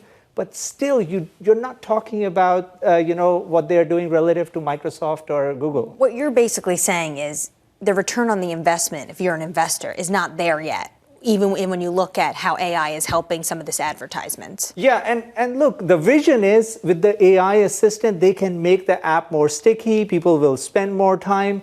But I'm already finding, a lot of the native Gen AI companies do that outside of Meta's ecosystem. So if Apple is partnering with Google, that's a huge deal, because now we are talking about a default AI assistant on Apple devices. That's not Meta. And so from that perspective, I don't see a lot of surface area for Meta to deploy their AI assistant. Is there space to be late for Apple? Space to be late but do it better? That's usually the playbook for Apple. Is there space in this trend to do that? I mean, Apple's installed base is so sticky that for me, as long as they have a hold on hardware and there's no new form factor, which OpenAI, by the way, is developing a new form factor, the pin or whatever it takes, where you can talk to that device, that could be huge.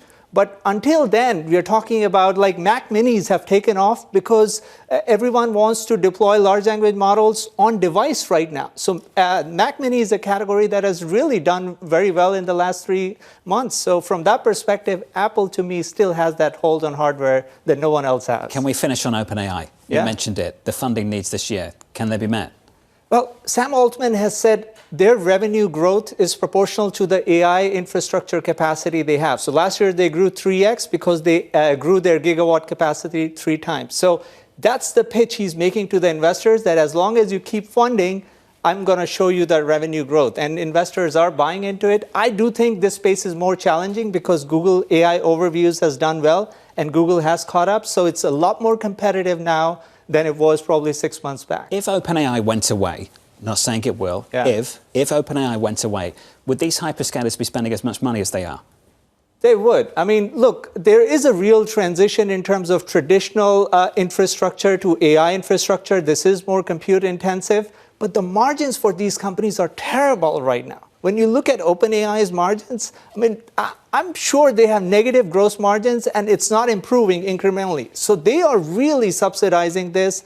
And look, even if you rationalize the training spend, you're nowhere getting close to software-like margins. So from that perspective, hyperscalers have the right balance. Mandeep, it's good to see you. As always, thank you, sir. Mandeep Singh there of Bloomberg Intelligence. After the balance, we've said a few times already, you'll hear from Meta and Microsoft. Tomorrow, you'll hear from Apple. I want to draw your attention to this note. It comes from Neil Dutta of Renmark on the Fed race. Take a listen to this. I've said it before. I'll say it again. There is only one person that has the confidence of financial markets and the president and the Republican base. Let the man who broke the Bank of England fix the Federal Reserve. Without naming him, we know who we're talking about here. The Treasury Secretary, Scott Bessent. The problem is the Treasury Secretary doesn't want the job. And I've been in the room with the president asking about the Fed chair, and he looks at the Treasury Secretary and says, well, I want him to do it. And, you know, Scott Bessent quickly is like, oh, no, I'm very happy where I am, sir. But it might become a Dick Cheney scenario. I'm set out to go find the individual, find the VP, do the search, but then the search leads you back to where you started, and that's with him. I think it's fair to say that Cheney may have wanted the job already to begin with, that's true. And Bessent doesn't. Actually, Bessent, when you look at the poly market odds, is doing better than others that potentially should actually be higher than him, given what the president has said. I mean, he has a 5% chance on poly market right now. Kevin Hassett is at 6%, and Governor Waller, who's on the Fed right now, has 8%. So that's just showing that this idea that Neil's talking about, that is out there in the ether. Yep, that's the latest on the Fed race. So let's get you an update on stories worldwide this morning with your Bloomberg Brief. Back with us, here's Yahira. Hey, Yahira. Hi, John. President Donald Trump with a new warning for the Iran regime. The president posting on Truth Social moments ago, quote, a massive armada is heading toward the country. Trump saying it's time for Iran to make a deal and get rid of its nuclear weapons. The president's warning an attack would be far worse than last year's bombings of the country's nuclear sites. Meanwhile, Deutsche Bank shares are falling in German trading nearly 3% following reports its Frankfurt offices are being inspected by law enforcement. German news outlet Der Spiegel reporting the public prosecutor's office is probing suspected money laundering against unknown employees of the bank. And Secretary of State Marco Rubio warning the U.S. is prepared to use force against Venezuela to ensure cooperation with the country's acting president, Delcy Rodriguez. This after Rodriguez said that Venezuela has, quote, had enough of U.S. interference as the government faces growing discontent over its planned oil industry overhaul. That's your Bloomberg Brief. John? Yahira, thank you. Appreciate it. More from Yahira in about 30 minutes in the next hour. Up next on the programme, anticipating a pause. I think it makes sense in the face of elevated inflation to pause. I don't think they want to move. Pressure will be on them to cut, but I think it would be an inflationary mistake. That's up next. We'll catch up with Jonathan Pingle of UBS from New York City. You're watching Bloomberg TV.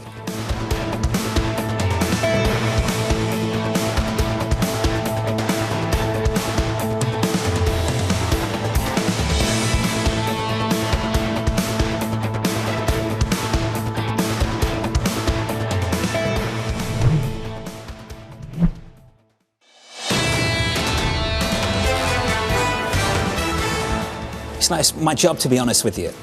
Yes, we've got a special program on the Federal Reserve a little bit later on this afternoon, but this Federal Reserve meeting is not expected to be that interesting. The only thing that's going to be interesting for a lot of people is the news conference and the political questions that might be directed at the chairman of the Fed. I'll be very interesting also in the pre and post commentary from you and Tom Keene. I'll be tuning in. Thanks for the plug. But yes, everyone's going to want to watch. They don't care about the decision. We know what the decision is. They're going to want to watch how Chairman Powell deals with the very overt political questions he's going to get, and rightfully so. He should get these questions because we have seen, as you've been pointing out, a much more assertive chairman over the past of the course 4 weeks or so. Let's see what we get this afternoon. That's a reason to tune in. Thanks for that.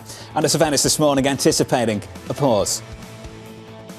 I don't think they want to move until they see demonstrable evidence that inflation is improving. I think it makes sense in the face of elevated inflation to pause and really take stock of how they assess the economy on both sides of their mandate. Pressure will be on them to cut, but I think it would be an inflationary mistake. So here's the latest this morning. The Federal Reserve's first rate decision of the year due at 2 p.m. Eastern Time. Jonathan Pingle of UBS writing, we expect 2 25 basis point rate cuts this year. One in July, one in October, under a new Fed chair. Jonathan joins us now for more. Jonathan, good morning. Thanks for having me. Is that call about the man or is it about the economic backdrop?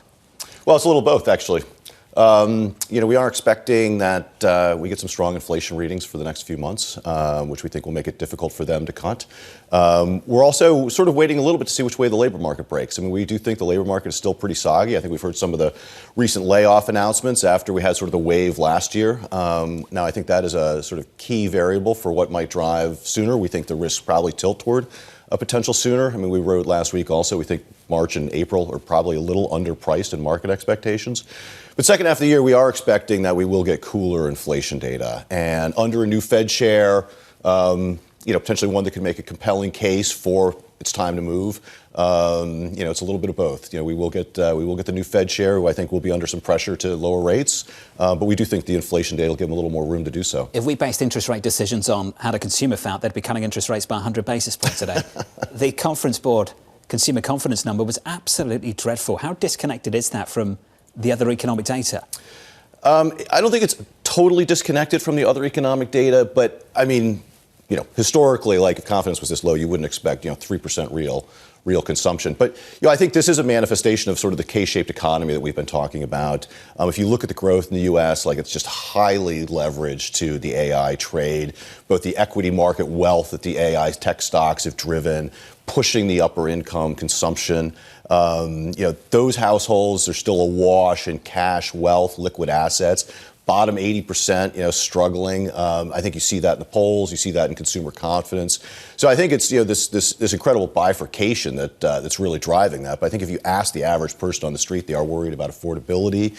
I think they're getting more worried about their jobs. So I do think that that is reflecting sort of real sentiment out there. I don't think it's fake news, but if you are connected to equity markets, which just keep running up and up and up and up, you're feeling a lot better. Well, the Conference Board, tariffs, trade, politics, and the labor market all rose for January. People are concerned about this morning. You have Amazon cutting workers. You have UPS cutting 30,000 workers. Do you think this is the start of potentially corporate America shedding more in the labor force?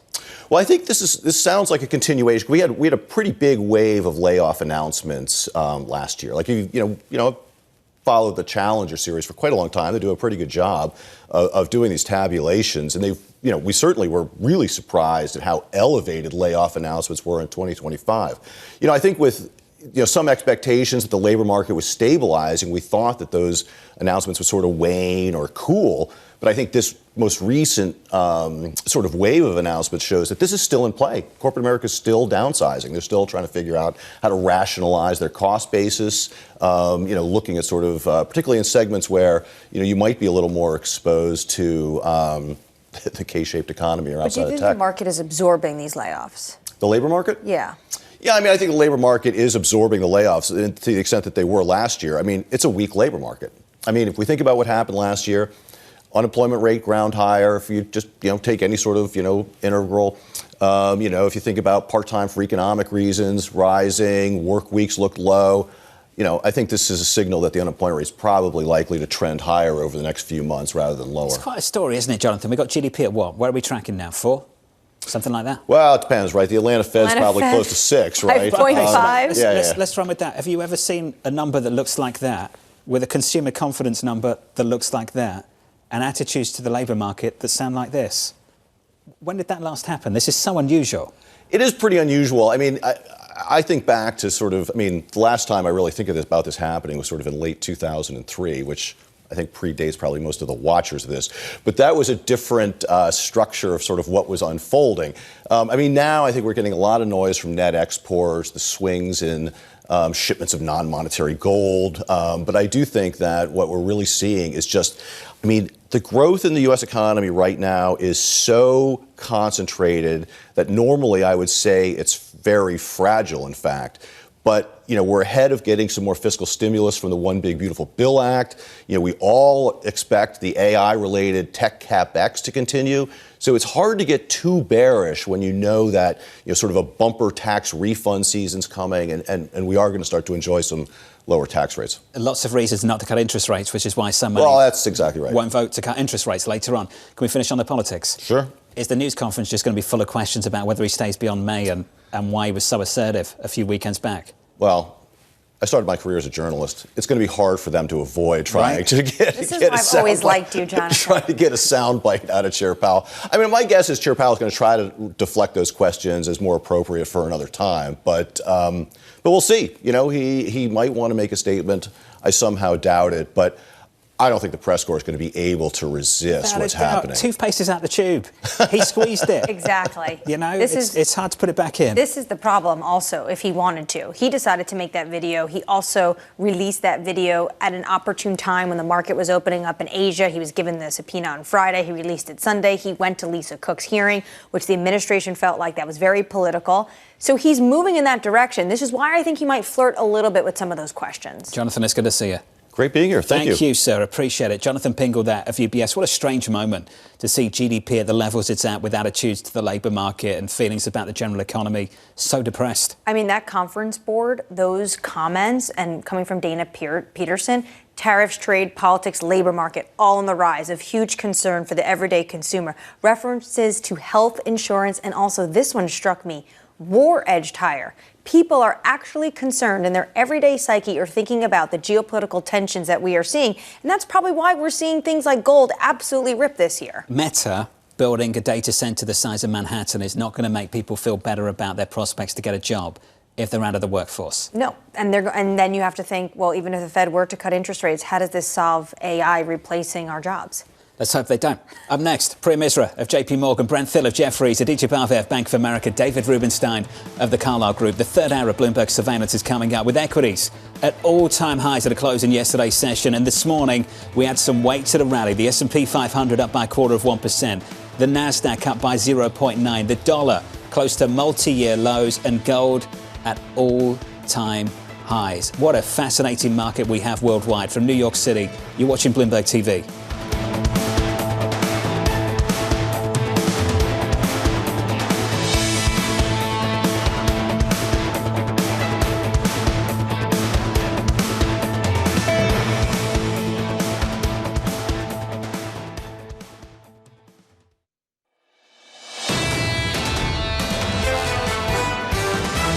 Tech is going to continue to be the main earnings growth driver. Investors are focused on who is at the center of the AI workload. The problem is the valuation's already very high. There is a high bar for earnings to jump over. Earnings are going to be great, but you're going to see significant multiple compression. This is Bloomberg Surveillance with Jonathan Ferro, Lisa Abramowicz, and Annmarie Hordern. Live from New York City this morning. Good morning, good morning. For our audience worldwide, the third hour of Bloomberg Surveillance starts right now. Your scores look like this. Equities adding some weight to the recent rally. All-time high to the close yesterday. More records in store in the opening bound 90 minutes away. The Nasdaq up by 0.8%. Big afternoon coming up for big tech. Microsoft and Meta reporting after the closing bow. Before we get there, at 2 p.m. Eastern Time, an FOMC rate decision followed by 30 minutes later, a news conference with Chairman Jay Powell. And that's going to be where the fireworks are, the news conference. Does he engage with reporters when they obviously ask about what is going on in terms of the political realm of the Federal Reserve. He decided to release this video after he was subpoenaed by the DOJ. Why did he do that? He decided to show up to Lisa Cook's hearing. Why did he do that? He might say it's a free country. I'm allowed to also voice my opinion, which the president normally says when he talks about rate cuts and how he views monetary policy. But there has been a different Jay Powell. You've been talking about this. He has been more assertive in the prior month.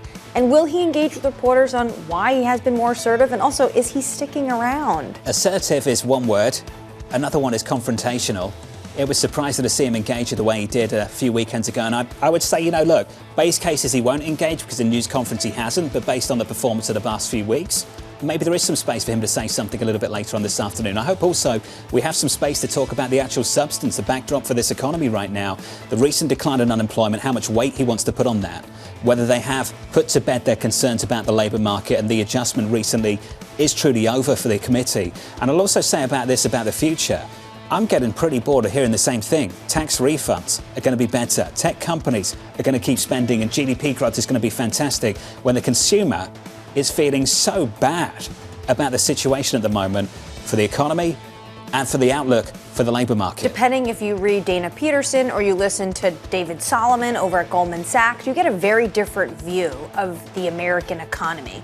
The everyday consumer is talking about even the concern about war, geopolitics, not just what's going on with trade, tariffs, U.S. domestic politics, as well as the labor market. While Wall Street, we heard it last week on repeat at Davos, Ted Pick, amped up. They are excited for the U.S. economy.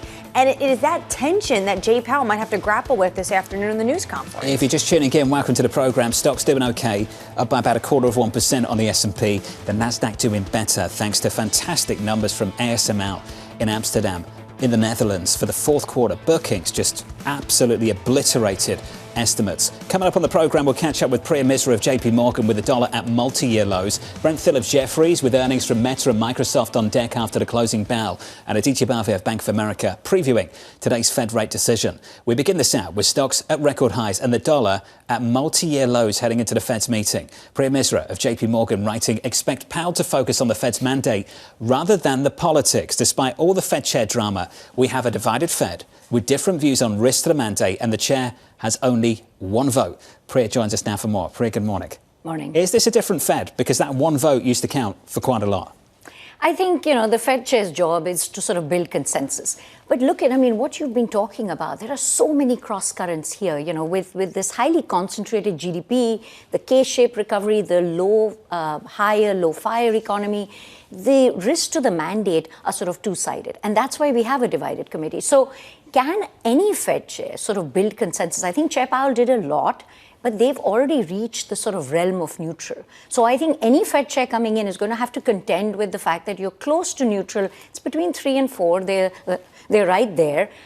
So they're going to have to wait for the data. So, I think the pushback around from the Fed, the pushback from the market around Fed independence, I actually think the fact that everybody wants an independent Fed, the bond market, the president, I think that's actually the Fed is pushing back. I think this is all good news. The Fed chair is extremely important. We'll have to listen to we'll have to sort of listen to the entire committee, but it is just one vote, and we'll have to listen to everybody at the Fed, all 12 voting members and the non-voting members. Was Chair Powell's last rate cut at the last meeting? Given the data right now, yes. He's around till May. There's a lot of data between now and May. So can he cut, in March? So we're going to be watching both inflation and the labor market. The labor market does seem to have stabilized. We were getting those really high layoff announcements, and then, initial claims is not showing a pickup. So I would say base case, this, we might have seen the last rate cut, but I don't think you're going to get any confirmation of that. The inflation data has been weak, but it's so shutdown impacted. So we're going to have to see between the tax refunds on one side and do we get this shutdown impacted data showing inflation, some heat in inflation.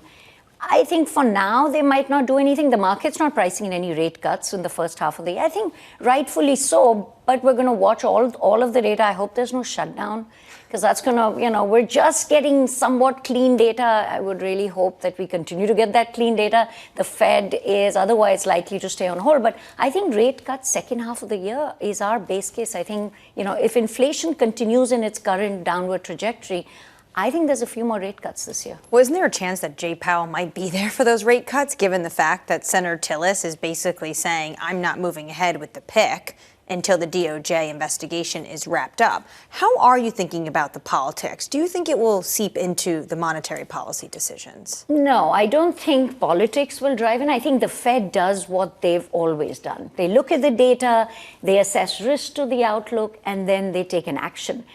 I think it's actually excellent that Chair Powell pushed back as strongly as he did, and that, I think, provided cover to Senator Tillis and others to push back as well. Where the politics can come in is the DOJ will need to wrap up pretty quickly. Otherwise, we're not getting another Fed chair.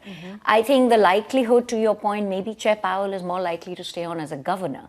So, it remains just one additional vote that, or one person that potentially could be political. So I think that's where it can come in, the makeup of the Fed. But I think the Fed is still going to say, let's look at the data. There are very vocal hawks out there who are concerned about the inflation risks. When it comes to the body, what you're talking about, if he stays on as a governorship, it's a deliberative body. So isn't this working against what the president wants? If Fed Chair Jay Powell is only going to stay on now because he feels like the institution's under threat.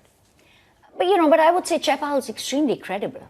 I think the administration wants rate cuts, but in a credible fashion. Because we've seen, if the market gets nervous that the Fed is losing its grip on inflation, longer-term inflation expectations, the long end is going to get unanchored. The president's focus on the 10-year, the bond, every time the bond market speaks, becomes yippee, we see some reaction from the administration. So I don't think the president or the administration would want to put somebody who's not credible. Chair Powell is extremely credible, and he's gone out on a limb, I think very deliberately, to say that he cares about Fed independence. I think that's actually good for the institution, it's good for the bond market, and I think that's why the bond market, doesn't this feel like the longest month of the year? It's just begun, but we've had so much, right? We've had so much thrown at the market. The 10 years at 4.25. I think that tells you the market is saying, let's put everything together. We have a credible Fed. We have a lot of cross currents, but we're still in a soft landing and inflation's heading lower. So those rate cuts can happen just maybe a little bit I think I saw a headline yesterday, or rather a picture out on social media that said something like it's January 2772nd. Yeah, I saw that meme. Which is what it feels like, right? I think there's a disconnect, a divide between the way the financial media is talking about what's happening in markets and what's actually happening in markets. There's a headline that I keep seeing every time we have a down day for the US dollar, which is sell America. And then I look at the bond market and it's at 424, 423, 420 something. And then I hear headlines and people talking about stories that consider a debasement trade, and this is why everyone's piling into gold, and then market-based expectations for inflation are still really, really subdued. Right. I was looking at the data for foreign holdings of treasuries at the back end of last year, record highs, never been higher. Is there a divide between the stories you're seeing, the headlines you read, and what's actually happening in markets at the moment? So, that famous saying, never let the facts get in the way of a good story. I think there's a little bit of that. There is a good story, sell America, there's so much chaos, political chaos, you should sell America. Let's look at the facts. We have auctions every other week. Auctions have been going fine. Foreign demand is strong. And I would look at, not just holdings of treasuries, look at holdings of corporate bonds. We've had a record corporate issuance month this year,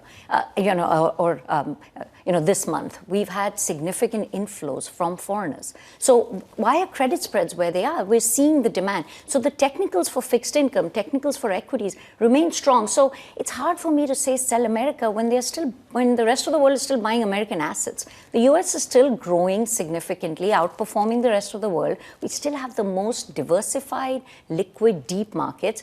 So I think the dollar is a separate issue. Maybe it's a little overvalued. Our model still suggests the dollar is a little overvalued. You have this whole yen intervention. I don't know if they intervened or it was verbal intervention. The president saying he's okay with a lower dollar. I think there's a little bit of a valuation with maybe, the dollar can weaken. I think it might be a hedged dollar risk rather than sell America. We're not seeing any evidence of a sell America across asset classes. So I would say it's not really sell America going on. It was interesting last week, just listening and reading the way that people were talking and writing about what was developing in financial markets last week. The bigger move was in Japan, yet we woke up to stories about sell America. And I was actually so impressed by how well the treasury market actually stood up to the convulsion in the JGB market. The fact that we saw moves of 20 to 30 basis points at the long end of the Japanese curve, and we were up by what, mid-single digits here in the treasury market. I'll take that any day of the week, wouldn't you? Right. Given the move we saw in Japan. And which is why most of us are not sleeping a whole lot, because we're watching, the 40-year auction last night in Japan was actually okay. I think the Japanese, and we're watching the election next week or the week after. So I think, yes, the Japanese long end is what I'm watching, because, that global term premiums are highly correlated. So you can have no sell America, but you can have a global term premiums have to be higher, and therefore all long ends sell off. So let's watch what do the Japanese do around their fiscal side. Their fiscal situation's not that bad, actually. So, but do they cut some of that long end supply? What do we do in the US? Secretary Besson can cut some long end supply. I would say as a market participant, there isn't that much demand for the very long end. So maybe cut the 20-year, cut the 30-year. We have the Treasury refunding next week, which we'll be watching for any hints of that. So is there a supply-demand mismatch globally in the long end? Perhaps, and that's where I think, there could be some issuance shifts. But you're right, this was a Japan, so it was a sell JGBs rather than a sell America. I should clarify, I don't think you should be ignorant of the risk. I'm just sort of highlighting it's an observation, not a judgment about where we go, just an observation of last week, just how well the Treasury market withstood some of this. I do think there's a warning coming out of Japan that ultimately, at some point, regardless of how big your central bank, how big that role is in your market, at some point, the market will push back against the government going too far. And I think that's something you've got to keep on your radar for this year at a time when we go into the midterms and we've heard all kind of suggestions about how we boost this economy in the US. My question, Priya, would be, in fact, my number one question would be, why is the Treasury market so resilient in the face of all these risks? Why is it standing up so well? Why did it perform so well relative to Japan last week? I think it's the inflation story. I mean, I look at fundamentals. In the inflation trends, broadly speaking, are all heading lower. And that's going to allow the Fed to cut. It's going to allow the market to price in these rate cuts. And then we look at further out the curve. You look at term premium. It's actually risen significantly. We're getting paid up, much more today than over the last 15 years to extend out in duration. So investors like us will say, okay, we've broken out of the range. Maybe duration risk is attractive, and maybe we should be buying some longer end treasuries, apart from, just buying credit. So it's been a credit story. At some point, it's going to be a duration story. So we saw it as an opportunity to extend out the curve. I think that's why that long end has been contained. That's one. The other one, I would say that the president cares about the long end. I mean, if housing affordability is all about the 10-year, we've heard him last year talk about the yippee bond market. Secretary Besson was out there, talking to the Japanese officials, the yen intervention. I think that tells you that there is focus from the administration. When the bond market speaks, every other market and the administration listens. This is why I think so many people are so much more comfortable with the dollar trade and pushing it to be weaker. Right. Because if you had total control of the Federal Reserve, there's one thing you can control, and that's yields. You can just buy it. You can anchor yields. Japan did that. They've shown us the playbook. And if you're really worried about mortgage rates, you could pin the long end of the curve down. What you can't control is how the FX market would respond to that. And we know how it would. You'd be pushing a much, much weaker dollar, and that would be the release valve. And I wonder if that's where the market's coming around things. Just thinking about the range of risks and the balance of risk over the next 12 months, that's the easier trade to make here. Just push through foreign exchange compared to other asset classes. I think relative to what the administration wants, I will push back that the Fed is not going to buy the long end. Just because I'm not the long saying they end will. selling off. Absolutely but maybe not. There's a supply issue. Maybe the Treasury can issue less. Or people like us would say, at some point, I'm getting paid up. The curve is steep enough that I'm going to move out the curve. It's a positive carry trade now to be long duration as a hedge. And that's the other thing, right? With valuations where they are, I might want a hedge here. And the front end was extremely attractive when you were getting 5.5%. Now, well, that front end is much lower. The Fed's cut rates. The 10-year is a much better hedge to risk assets. And I think that's why investors like us who are buying credit, who think we're in a soft landing, will say, let's just hedge and buy a little bit further out the curve. And even though it's not the Fed that's pinning, I think that demand starts to pin that long. Yeah, not my base case will get yield curve control. I'll throw that out there. I'm just saying from a market participant's perspective, I think right now they feel like there's less resistance in foreign exchange than there is in, say, the bond market trying to push yields higher. Just one way of thinking about things. Priya, good to see you, as always. Thank you. Priya Misra there of JP Morgan Asset Management. Should we get you an update on news worldwide with your Bloomberg brief? Here's Yahara Anand. Hey, Yahara. Hi, John.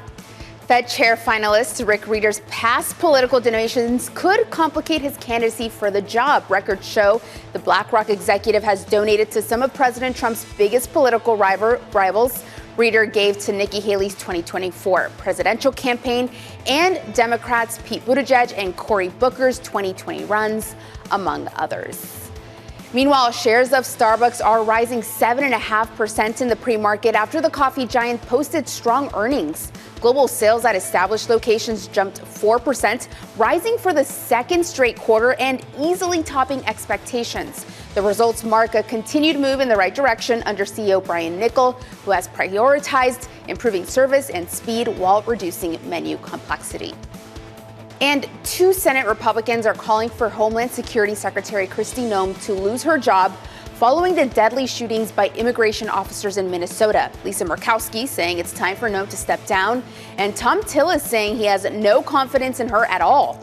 President Donald Trump saying he's not planning to remove Noem. That's your Bloomberg Brief. John. Yahara, thank you. Thanks for the update. Up next on the program, the morning calls. Plus, we'll catch up with Brent Thill of Jefferies with key earnings from Meta and Microsoft after the closing bell. Live from New York City this morning. Good morning.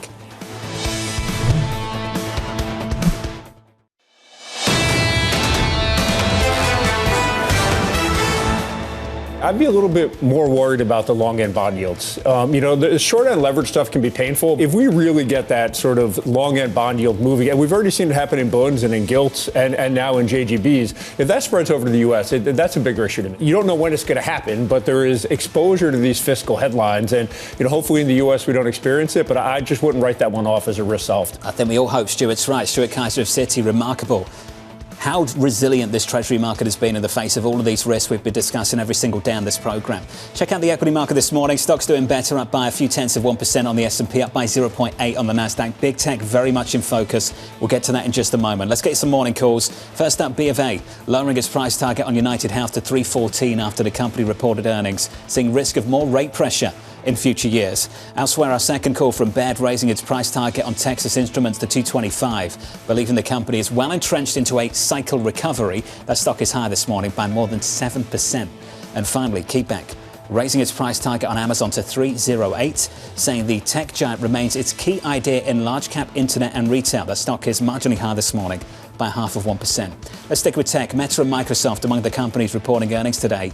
Brent Thill of Jefferies saying the tech giants are 2 of its top picks. And Brent joins us now for more. Brent, welcome to the program, sir. I want to start with Meta and your more constructive view relative to what's been developing, say, over at Alphabet and the valuation discount that so many people are focused on. Brent, why are you more constructive on that name? I think we're more constructive based on the multiple dislocation. Number one, to the over spending expectations that we think AI won't produce a return, and we've already demonstrated that Mark Zuckerberg can invest in AI and has produced that return and produce returns to shareholders. I think third, the fear that he's just going to waste the money on some new initiative like glasses, that this won't be poured back into the core. I think there's another a lingering concern there, and I think there's just a bigger concern away from Meta, which is Google is doing phenomenally well. So why not just stay long Google, which we have a buy on? And, why chase this? Google's doing so much better with Gemini. Both consumers and enterprises are adopting the technology. So I think, there's kind of multiple things moving against. The reason why to own it is the sentiment is so bad. At the beginning of last year, everyone hated Google, and that was the biggest outperformer because everyone had AI wrong at Google. They were a Camry showing up in a drag race, and they had a Ferrari engine underneath, as we say. So I think I'm not saying that there's a Ferrari engine underneath on AI, the AI story at Meta right now, but I think it's probably gotten too negative in terms of the sentiment. And again, the multiple is just it's an eight multiple turn differential between Google and Microsoft. So when you get that big a differential, it becomes more interesting to us. So basically you're saying the sentiment is just so bad and they can't do that bad, so you might as well get in. But they want to spend $600 billion on infrastructure projects before the end of the decade. Does that make you nervous? Yeah, this Meta Compute initiative is nerve-wracking. Mark Zuckerberg said he's going to spend tens of gigawatts by the end of the year. A gigawatt is about $50 billion investment per the CEO of NVIDIA. So that's 500 billion, and then he's saying hundreds of billions. So everyone says, well, that's trillions.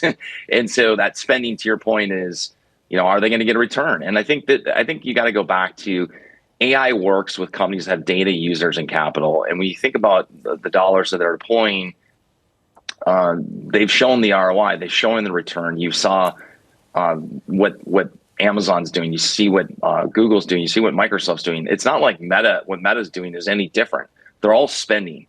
ASML said that. You saw it in the TSMC numbers where, they're encouraged by what they're seeing and from the rest of the industry. Remember, we're at the beginning of the AI inflection. And so I think you have to build and invest to get dollars. And we think we're confident that they can generate that. And if you look at Instagram and you go on for 5 minutes, we all know what this feels like. You spend 45, 50 minutes, an hour. They have one of the best targeting engines. AIs that work. There's proof that it does work. And that's why advertisers go to the platform. That's why users go to the platform. Right, which is why I actually have one of those notifications that comes up that says you spent your 15 minutes you allotted for Instagram for the day, so you should get off this app. Just before you go, what should we be looking out today when it comes to Microsoft? Azure is their infrastructure business. High 30%, close to 40% growth is the key there. Obviously, capex is all in focus here as well, and their capex plans and what they need to do. I think they've shown margin improvement in the age of AI. Everyone says, well, how are you going to make money in AI? Amy Hood's the best CFO in software. She has shown you margin improvement the last 2 years, even in the face of investing in AI. Can they continue the margin improvement? Again, it's about the AI story here and the adoption across their stack with Office, with Copilot, with Azure. So I think that there's many pieces of the story at Microsoft. They put up 50% backlog growth last quarter, and that gives you an indication of why couldn't they do 38, 39, 40% Azure growth. They just put up a 50% backlog number. Backlog is a leading indicator. So they did that last quarter. So the question becomes, can that translate to revenue? They signed the contract, can they take it to revenue? We've had supply constraints across AI, across many of these hyperscalers, these supply constraints starting to ease. So there's a number of factors we're looking at for Microsoft. Hey, Brent, good to see you. Brent Thill there of Jefferies with buys on both Microsoft and on Meta. Those two names reporting after the closing bell. Up next, we'll catch up with Aditya Bave of Bank of America, previewing today's Fed rate decision and one big mover out of Europe happened to lift sentiment this morning. We'll take another look at ASML from New York City. This is Bloomberg TV.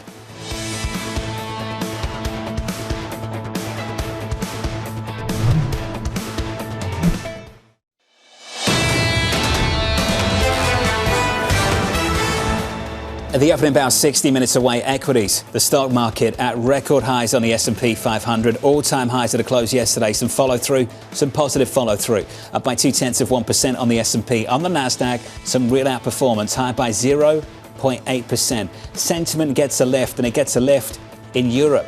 In Amsterdam, check out this move. ASML is up by close to 5%. The numbers for the fourth quarter, listen to this, bookings, a record 13.2 billion euros. The average analyst estimate, 6.85 billion euros. That is called absolutely obliterating estimates. Yeah, it's pretty incredible what ASML was able to do. Remember, they make the machines that then TSMC, Intel, Samsung are able to make the cutting edge AI chips, and then those customers are the likes of NVIDIA. So this just bodes entirely well for the entire AI complex. The AI trade gets the lift ahead of the earnings from big tech in America after the closing bell. Meta and Microsoft just around the corner. Let's turn to the bond market. Will it be a snooze later on this afternoon?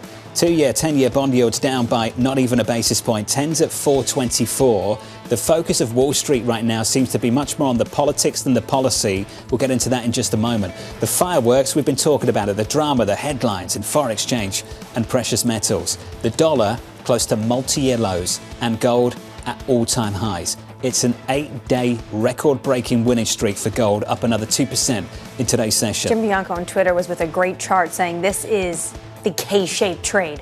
Gold skyrocketing as the dollar took another leg lower yesterday. And of course, another leg lower after the president's comments, basically saying, he's okay with a weaker dollar. As you said, the door was already there.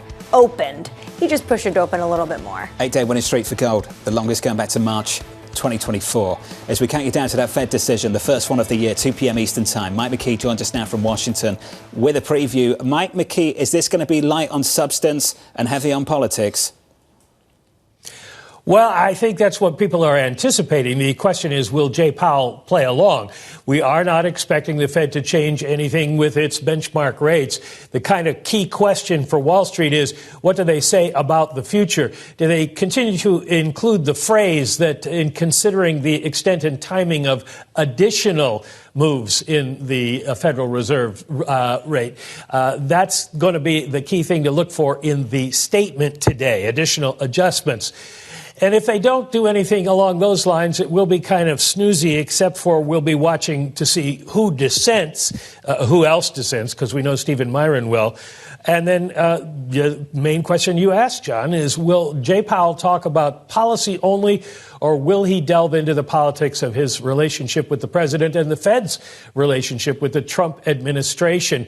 What's the Fed's strategy here? Engage or cool down the temperature? As far as the dissent issue, there is one subplot to that. We know that Stephen Myron will dissent. But what does Chris Waller do? Bloomberg Economics is making a kind of big deal out of this. They say if he does not dissent, then his chances to become Fed chair disappear. The headline up there is from BE. And so we'll be watching to see whether Waller joins the dissent camp or whether he decides the economics tell him it's better not to. Mike, do you think it's unfair to reduce the votes of Governor Chris Waller to some kind of pursuit to get the top job of the Federal Reserve when he's been such an effective thought leader at that central bank for the last few years? Oh, of course. It's not fair to Waller. It's not fair to the other candidates, the way the whole thing has played out. And certainly whoever gets the job is going to get a side eye from Wall Street because the president says he's not appointing anybody who isn't committed to cutting interest rates big time. So you have to say that is a kind of unfair, but Waller has a good reputation for being a very smart economist and doing what is best for the economy. And I think that's what we'll see out of him today. Without a doubt. And hopefully, Mike, I know this sounds somewhat boring, but hopefully we can talk about the economy and the data we've received so far. The realised data and the anticipated data. Mike, the realised data, the labour market, how much weight we should put on the bounce back in the labour market. And the anticipated data, Mike, a lot of people on Wall Street are expecting a better year of economic growth. And I want to understand from the Fed's perspective how they think that will translate into a view on, say, inflation, how supply constrained we are, if there's upside risk to headline inflation, how they'd respond to that in the face of better growth. Have you got a good read on that? We don't have a good read on that, but I'll tell you, it is one of my questions. The balance between their two mandates is an interesting situation right now. They have been concerned about the labor market, and then the story was, well, okay, the labor market has stabilized. And then overnight, we've gotten basically tens of thousands of job cuts announced. And at the same time, you have the administration and people on Wall Street touting the idea that we're going to get these big tax refunds and that's going to stimulate the economy at a time when analysts are thinking the PCE for December might rise to 3% or above.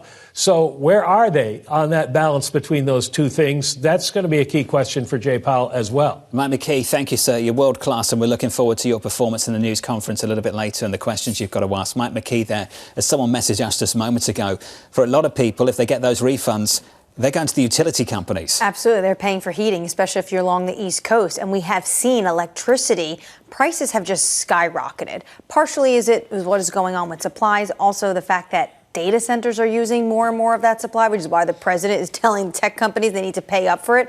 So potentially any of that extra refund income you're going to get, it might just be going off right to your utility company. Let's get to the view from Bank of America. Aditya Barve's got this to say. The Fed is on hold, but remains data dependent. Investors should watch for Powell's take on the December unemployment rate decline and the link between robust economic activity and the neutral rate. Aditya joins us now for more. Aditya, perfect. Thank you. Good morning. Good morning. We can talk about substance and not politics for a moment. Your recent upgrade to the outlook for GDP in this country, what was behind that?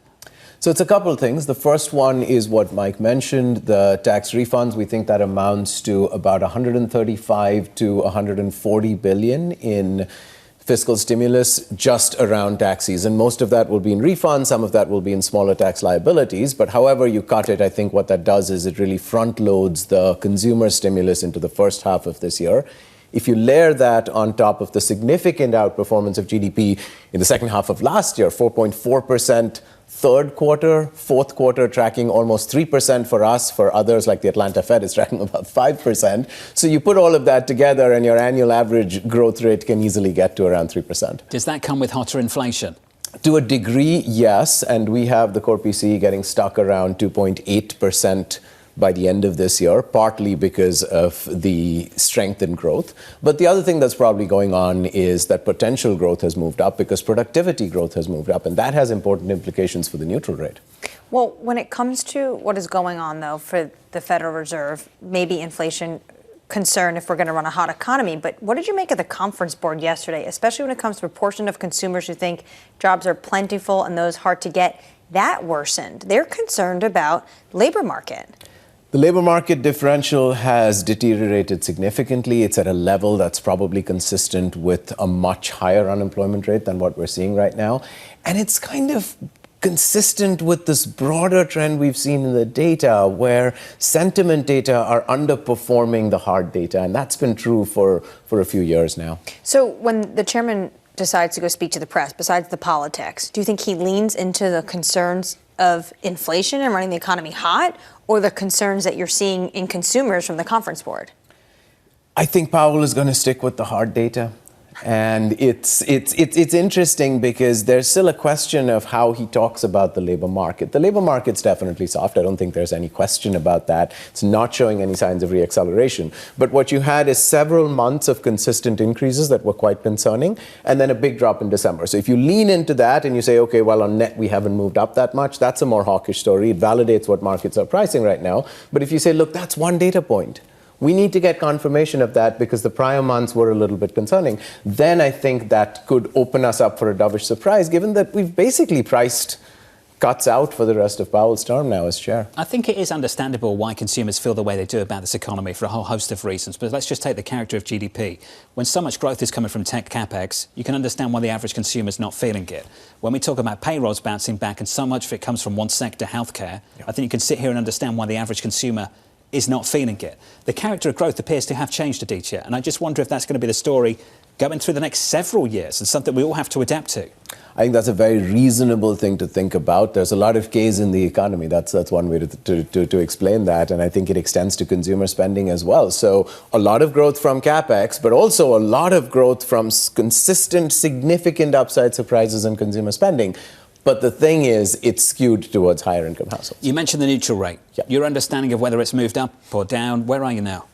It probably has moved up. I mean, look what's happened over the last 3 years, right? We've basically averaged around 3% or almost 3% GDP growth in a world where the Fed is still saying it's 1.8%. Seems unlikely. So I would guess neutral rates probably moved up at least 25 to 50 basis points, which means that policy in real terms could well be in accommodative territory right now. You're not getting the Fed chair job. Aditya, it's good to see you. No, I'm not. That's disqualifying. It is. Good to keep you at Bank of America. Aditya Bhavid there at Bank of America Securities. Thank you, sir. Thank Appreciate you. it. Thank you, sir. Let's give you an update on stories worldwide this morning with your Bloomberg Brief. Here's Yahara with more. Hey, Yahara. Hi, John. President Donald Trump saying he's not worried about the dollar's recent slump. The president telling reporters he's comfortable with the greenback at multi-year lows, saying, quote, "The dollar's doing great." His comments adding to the dollar's decline, currently trading at its lowest level in nearly 4 years. Meanwhile, Anthropic is set to raise about $20 billion from venture capitalists and other investors in a new funding round. The Financial Times reporting that's double the amount initially targeted and would value the AI startup at $350 billion. The FT saying GIC and Kochu are leading the deal, with Sequoia Capital also investing.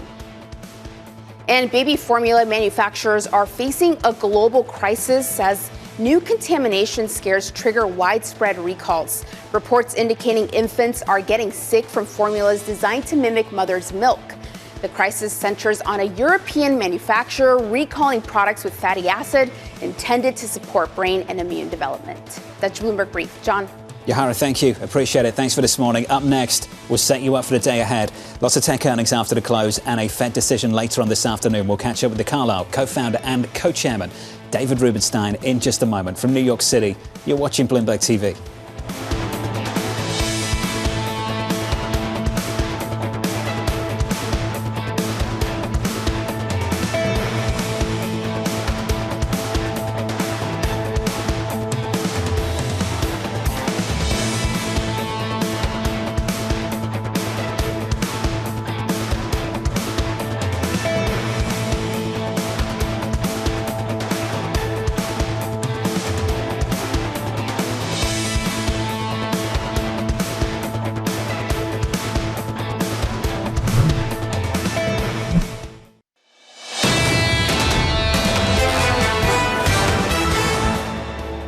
now, they might not do anything. The market's not pricing in any rate cuts in the first half of the year. I think rightfully so, but we're going to watch all of the data. We're just getting somewhat clean data. I would really hope that we continue to get that clean data.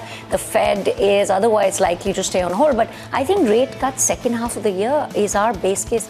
That was a market participant who does not want a government shutdown anytime soon because they want that data. Priya Misra of JP Morgan Asset Management from New York City. Welcome to the program. Your scores look like this. All-time highs coming into Wednesday. We had some weight to the rally, up another 1/10% on the S&P. On the Nasdaq 100, up by 0.7%. All is quiet in the bond market. 2s, 10s and 30s not doing much this morning. Your 10-year around 4.25. Yields just about unchanged going into this afternoon. And an interest rate decision that most people assume will be a non-decision. A Federal Reserve that keeps rates on hold. The big move has been in the FX market, a dollar that's weaker, and in the minds of many, a president that's embracing that move, and a gold price that's broken out to another all-time high. 8 consecutive sessions. Gold has ripped higher. We're up another 1.5% in today's session. And when you hear from the likes of Jim Steele of HSBC, we're likely going to go much higher when it comes to gold. But he did say potentially the geopolitical scenario right now playing out could mean we could have pullbacks. It's not just all about central bank buying, which we saw really at the start of Russia's invasion of Ukraine, but really it's got to be all about the dollar. I hope the president is asked about it again today. He said how Japan and China keep wanting to devalue it, and he had to fight like hell with them. But then he said he can make it. He said he alone can make it go up or down like a yo-yo, and he wasn't concerned. He thinks it's doing great. Well, guess what? When he said that, it was doing great on the way down. It's certainly gone up and down like a yo-yo in the last 24 hours. As we count you down to the opening bell, some other things to look out for over the next week or so. Annmarie mentioned that address from the president. That happens at 11 a.m. Eastern time. Later on this afternoon, that FOMC rate decision followed by a Fed chair Jay Powell press conference, plus results from Microsoft, Meta and Tesla after the closing bell. Tomorrow, another round of jobless claims and earnings from Apple. Friday, a sprinkle of data, PPI, and the government funding shutdown deadline. Can we avoid all of that into the weekend? I don't think we're going to avoid a shutdown. There will be a partial government shutdown. I don't know how long it's going to last. I don't think it's going to last 43 days. Already we're seeing individuals say, no, we need to make a deal. We cannot go through this again. But I mean, I really do think there's going to be a government shutdown. You had people saying it was never going to happen 2 weeks ago that are now at 75, 80% odds. We'll talk more about that going into the weekend. Coming up tonight, programming note on Bloomberg TV, 9 p.m. Eastern Time, the latest episode of the David Rubenstein Show, Peer-to-Peer Conversations. David joins us now for more. Looking forward to this one with Anish Shah. David, good to see you, sir. My pleasure to be here. The infamous dinner last week, we bumped into you at the World Economic Forum in Davos, Switzerland. You were in the room, I believe, when Commerce Secretary Howard Lutnick delivered that speech. How controversial was it? Well, it was controversial, I suspect, but he didn't think it was controversial. It was a dinner. It was the welcoming dinner from the host of the chair of the World Economic Forum, which is now co-chaired for at least the interim period of time by 2 people, Larry Fink and Andres Hoffman from Hoffman LaRoche family. And they had about 5 speakers who spoke, and Howard Lutnick was the last speaker who spoke. And it was something that got people's attention, I'll put it that way. Is it curious that he was the one to deliver this message? The first time I ever met Howard Lutnick was at Davos years ago before he was Treasury Secretary. He's talking about the global elite. Well, no offense, Mr. Commerce Secretary, but wasn't he part of one that now is saying he disowns? He is a unique figure, and I think he's gotten a lot of leeway by the president to negotiate a lot of these deals, and I think he's very much enjoying the job, being my impression. I co-hosted a lunch with Dina Powell later in the week, and he came to that lunch and spoke as well. And his message is pretty consistent, so I think he's not going to change. And he's pretty happy in the job, and I think the president seems to be happy with him. So that is a very diplomatic answer. Overall, what did you make of this year's Davos? Well, it was a transition because Klaus Schwab, who built it more than 50 years ago, was no longer the chair. He wasn't there, and so they had new leadership.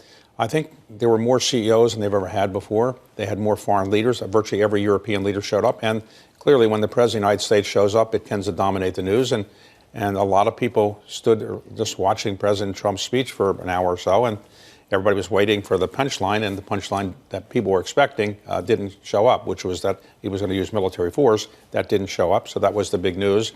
And I think people were relieved about that generally. I welcomed some of the developments in the last week. It just felt like corporate America has shifted away from virtue signaling, and we're just focused on business now. Is that your sense of a shift as well? Did you witness that last week? Well, after the Greenland thing kind of went away a bit, people are focused on the Fed. And though, as you pointed out already, the Fed's decision is pretty much as well known for today. And then people are looking at earnings, and people are wondering where the deficit is going, the debt, the U.S., and also whether there's going to be a government shutdown. And I think both sides, the Republicans and Democrats, do not want to shut down. They are really trying hard to avoid a shutdown. I suspect they will avoid it in some way. We don't want to shut down. We've seen all the headlines about South America in financial markets. But then I listen to the CEOs in America and the global CEOs as well who are investing in America. Do you sense a disconnect between the headlines and where the money's going at the moment? Well, there's no doubt that people are a little more nervous about investing in America than maybe people would like who are trying to get them to invest in America, because there is some concern about the dollar going down. If you invest in the United States and the dollar goes down, the value of your investment obviously is not as good as you thought.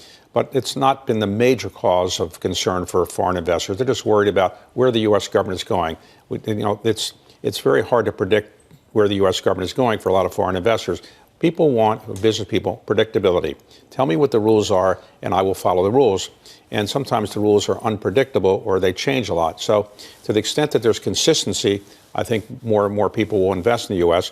But to the extent that there's inconsistency, people will pull back a bit. And particularly the dollar is an issue as well. But that's Trump in a nutshell. Uncertainty is a feature of him. That is what he does. And now it's an election year. So what kind of unpredictability can we see this year alone?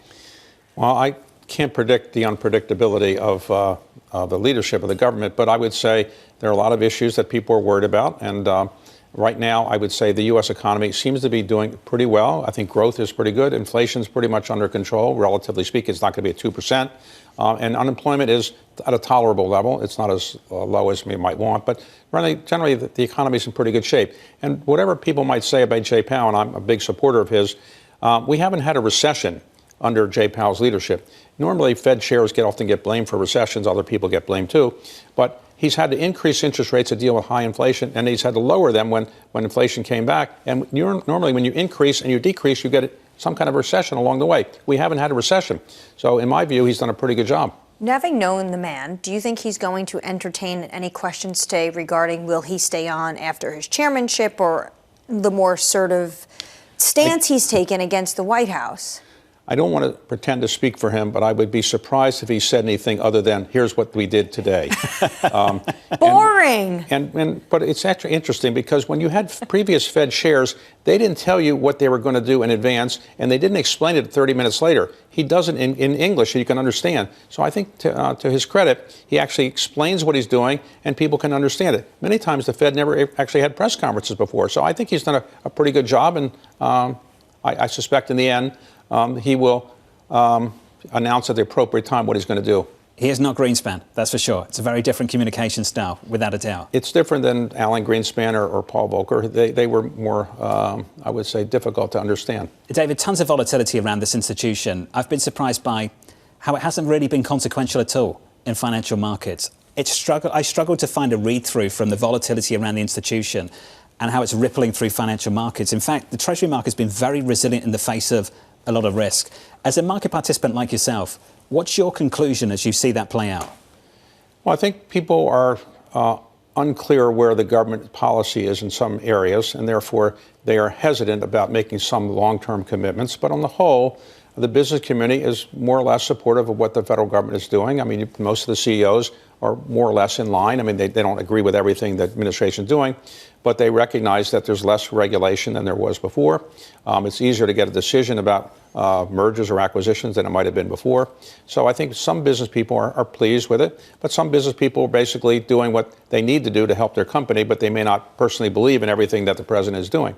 David, it's good to see you. As always, looking forward to the show a little bit later. Thank you, sir. My pleasure. Thank you. The Carlyle co-founder and co-chairman, David Rubenstein. Tune in to Bloomberg TV at 9 p.m. Eastern Time for the latest episode of the David Rubenstein Show, Peer-to-Peer Conversations. Tune in a little bit later as well at 2 p.m. Eastern Time for our Bloomberg Surveillance special. The Fed Decides. We'll be speaking to Torsten Slok of Apollo, Subhadra Rajappa of SocGen, Bob Michael of JP Morgan Asset Management, and Jeff Rosenberg of BlackRock. A lot of people view this as a non-decision this afternoon. It's not about policy. It may well be about politics. And what does Jay Powell say when he gets asked those questions about politics. I thought maybe he would flirt with the idea of giving a little bit more than his normal, no thank you, I refer you to this statement or that. And now hearing from David Rubenstein, I don't think we're going to get any of that. It's going to be a pretty boring Federal Reserve press conference today. And I was looking forward to some special fireworks. programming. Can't wait for that, David. Thank you. Thanks for the tease. From New York City this morning, good morning. Equities at all-time highs on the S&P 500. The opening bell about 35 minutes away. From New York City, this was Bloomberg Surveillance.